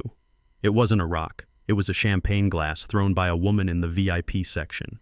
A wealthy donor who realized she had just been applauding a mass murderer. The glass shattered at Harper's feet, spraying shards of crystal and expensive wine onto her shoes. "Monster," the woman shouted. That was the spark. The dam burst. The crowd surged forward. The velvet ropes were trampled. The people from the tent city pushed through the line of stunned security. They didn't want to hurt her. They wanted her to see them. They wanted her to look at the faces of the families she had destroyed. Harper backed up until she hit the podium. She looked for Leo. Leo was gone. In the chaos, I had lost sight of him, but now I saw him. A police officer, a young woman with a kind face, had scooped him up and was carrying him off the stage, away from his mother, away from the mob. Leo wasn't kicking or screaming. He was looking at me. He raised his hand in a small wave. I nodded to him. "You are safe now, little man." Harper saw him go. "Leo," she screamed, "give him back. He is mine." She lunged toward the edge of the stage, but a water bottle struck her in the shoulder. She stumbled. The police formed a line, not to protect her dignity, but to prevent a lynching. They pushed the crowd back, but their hearts weren't in it. They looked at Harper with the same disgust as the protesters. I stood in the center of the storm, my shoulder throbbing, my body exhausted, but I felt lighter than I had in years. I had done it. I had burned it down. Harper grabbed the microphone stand, wielding it like a weapon. "You are all idiots," she spat at the crowd. "You are nothing. I built this city. My family owns you. You think this changes anything? I will buy my way out of this. I always do." The arrogance was breathtaking. Even at the end, she couldn't see past her own reflection. Then a siren cut through the noise. It wasn't the wail of a police cruiser. It was a low, guttural rumble. The crowd parted again, this time with urgency. 3 black armored vans tore onto the plaza, jumping the curb and screeching to a halt right in front of the stage. The doors flew open. Men in tactical gear poured out. On their backs, in bright yellow letters, were 3 letters: FBI. Harper dropped the microphone stand. She took a step back. This wasn't local police. This wasn't the governor's friends. This was the federal government. A man stepped out of the lead van. He was moving slowly, leaning on a cane, his face wrapped in fresh white bandages that covered half his head. One arm was in a sling. He looked like he had walked out of a fire, because he had. "Jericho." I gasped. I thought he was dead. I thought he had burned in the shop, or died in the ambulance. He limped toward me, flanked by 2 federal agents. He stopped in front of me and grinned beneath the bandages. His good eye twinkled. "I told you I had a backup plan, Cyrus." He rasped, his voice damaged by the smoke. "Jericho," I whispered. "How?" "I sent the files to my contact at the bureau 10 minutes before the cleaners showed up," he said. "I knew they were coming, Cyrus. I saw them on the street cameras. I stayed behind to make sure the upload finished. He saved the evidence. He took the fire to save the case." He turned to the stage. He pointed his cane at Harper. "That is her," he said to the lead agent. "That is the woman who ordered the hit." The agent, a tall woman with a face like stone, walked up the stairs to the stage. She didn't hesitate. She didn't ask nicely. "Harper Van Wyck," she said, her voice carrying over the crowd. "You are under arrest for federal racketeering, conspiracy to commit murder, and environmental terrorism." She grabbed Harper's wrists and spun her around. The handcuffs clicked. It was the sweetest sound I had ever heard. Harper started screaming. Not words, just a raw, animalistic sound of denial. She thrashed, trying to bite the agent, trying to kick. "Do you know who I am?" she shrieked. "I'm a Van Wyck. Call the governor. Call my father." The agent pushed her forward, forcing her to walk. "Your father is already in custody, Ms. Van Wyck," the agent said. "We picked him up at his country club 10 minutes ago, and the governor is currently explaining to my boss why his voice is on a murder tape. No one is coming to help you." Harper looked at the crowd. She looked at the police. She looked at the skyline tower looming above her, the monument to her vanity. Then she looked at me. Her eyes were wide, filled with madness and hate. "You," she hissed. "You ruined everything. You are just a dirty old man. You are nothing." I walked up to the edge of the stage. I looked her in the eye. I didn't feel anger anymore. I felt pity. "I am a father," I said simply, "and that is something you never understood." The agents dragged her away. She kicked and screamed all the way to the van. The crowd cheered. It was a deafening roar that shook the glass of the tower she had built. I felt a hand on my shoulder. It was the police sergeant. "Come on, Mr. Blackwood," he said gently. "Let's get that shoulder looked at. You have a grandson waiting for you." I looked at Jericho. He nodded. "Go on, Cyrus," he said. "I will handle the press. You did good." I turned away from the stage. I walked through the parting crowd. People reached out to touch my arm, to pat my back. Strangers were crying, thanking me. Marcus stood at the edge of the plaza, his fist raised in the air. I walked toward the ambulance where Leo was sitting on the back bumper wrapped in a blanket. He saw me coming. He jumped down and ran. I caught him with my good arm. I buried my face in his neck, smelling the soap and the innocence. "Is the bad lady gone, Grandpa?" he asked. "Yes, Leo," I said, tears finally spilling down my cheeks.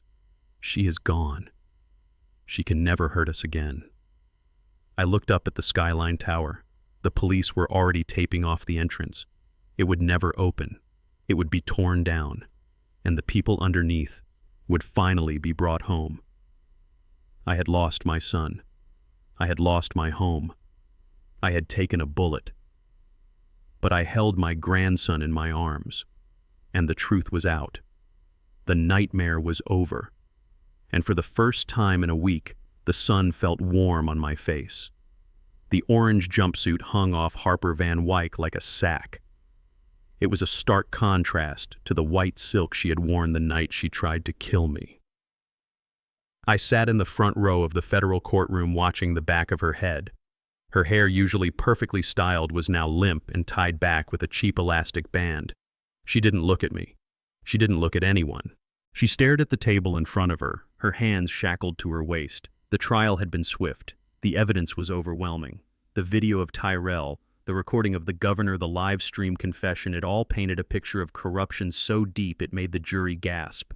But today wasn't about evidence. Today was about consequences. The judge, a gray-haired woman with eyes that had seen too much evil, leaned over the bench.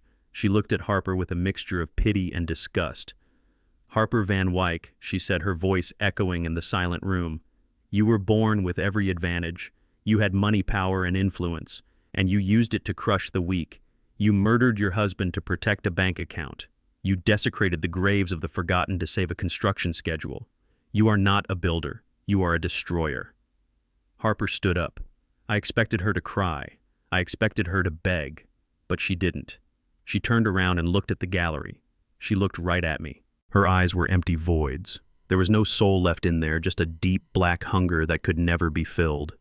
"You think you won, Cyrus," she whispered loud enough for the microphone to catch. "You won nothing. The bank took the house. The lawyers took the money. You are the king of a pile of ash." I didn't blink. "Ash is better than blood, Harper," I said. The judge banged the gavel. It sounded like a gunshot. Life in prison without the possibility of parole, plus 100 years for racketeering and conspiracy. Two marshals grabbed Harper by the arms. They didn't treat her like royalty. They treated her like a convict. They dragged her toward the side door. She didn't scream. She didn't fight. She just disappeared into the shadows of the correctional system, a ghost exorcised from the city she thought she owned. I walked out of the courthouse into the blinding sunlight. The steps were crowded with reporters, but they weren't asking about Harper anymore. They were asking about the Van Wyck empire. It was gone. The feds had seized everything. The mansion was being auctioned off to pay the victims' families. The Skyline Tower project had been condemned, slated for demolition. The governor had resigned in disgrace. I watched the news crews pack up their gear. I felt a hand on my good shoulder. It was Jericho. He was still using a cane, and his burn scars were pink and angry against his skin, but he was standing tall.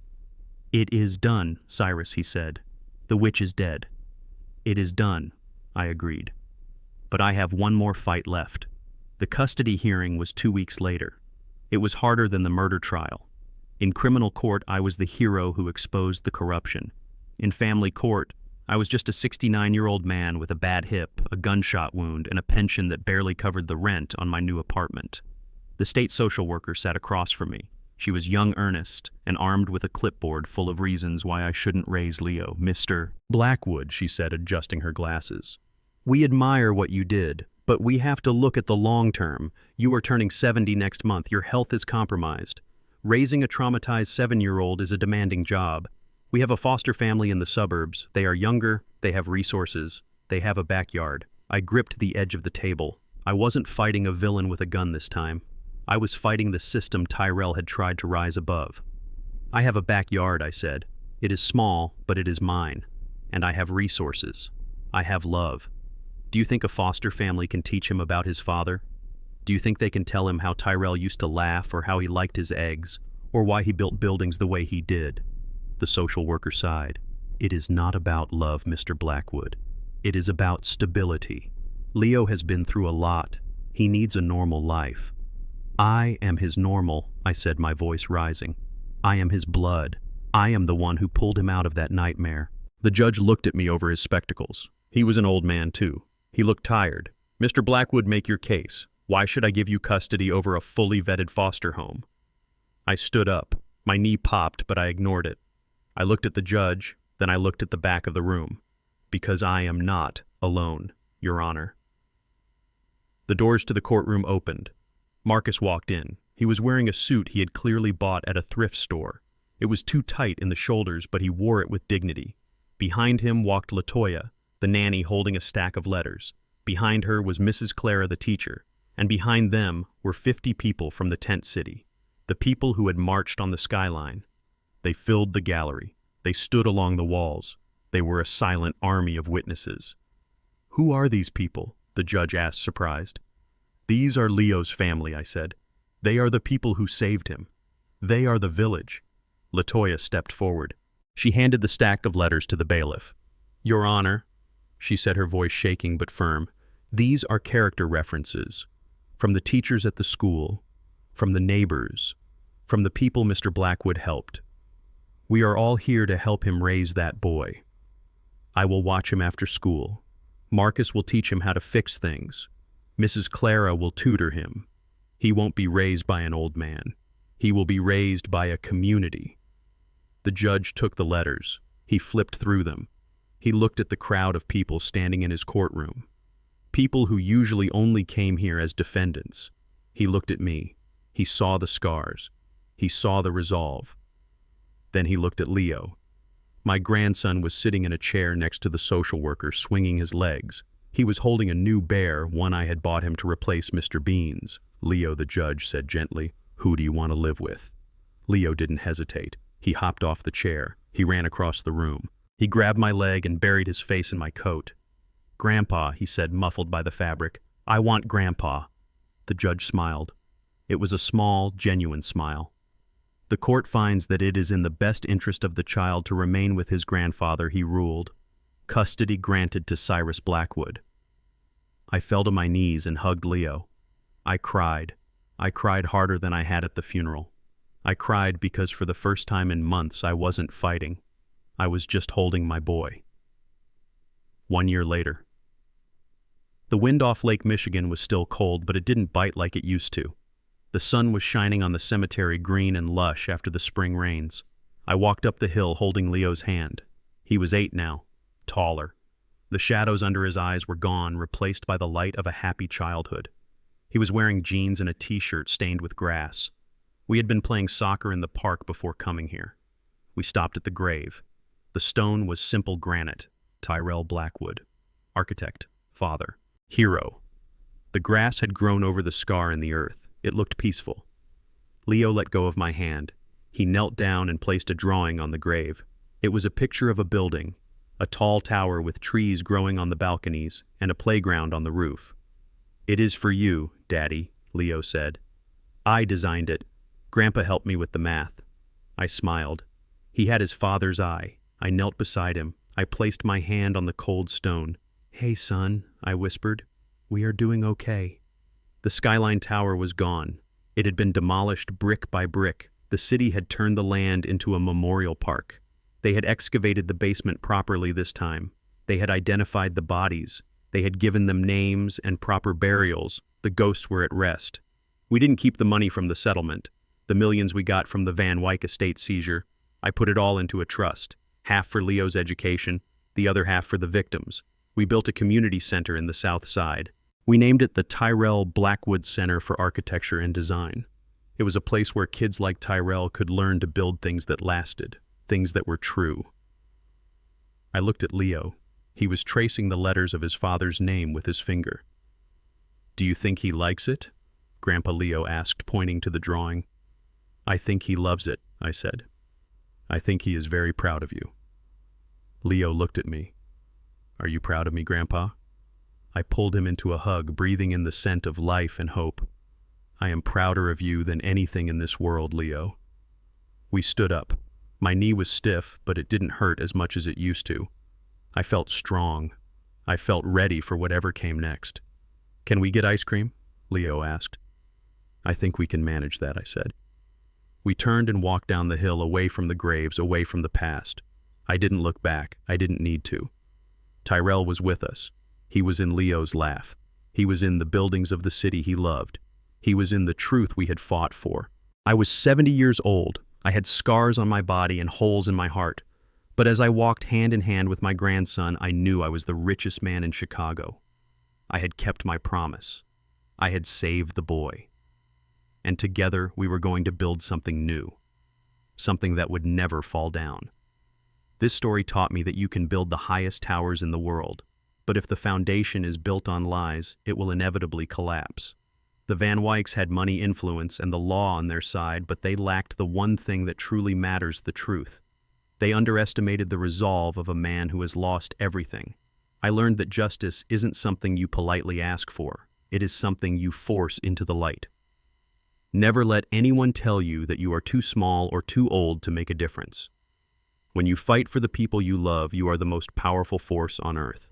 If you believe that the truth is worth fighting for, no matter the odds, hit that like button and subscribe to join our community of survivors.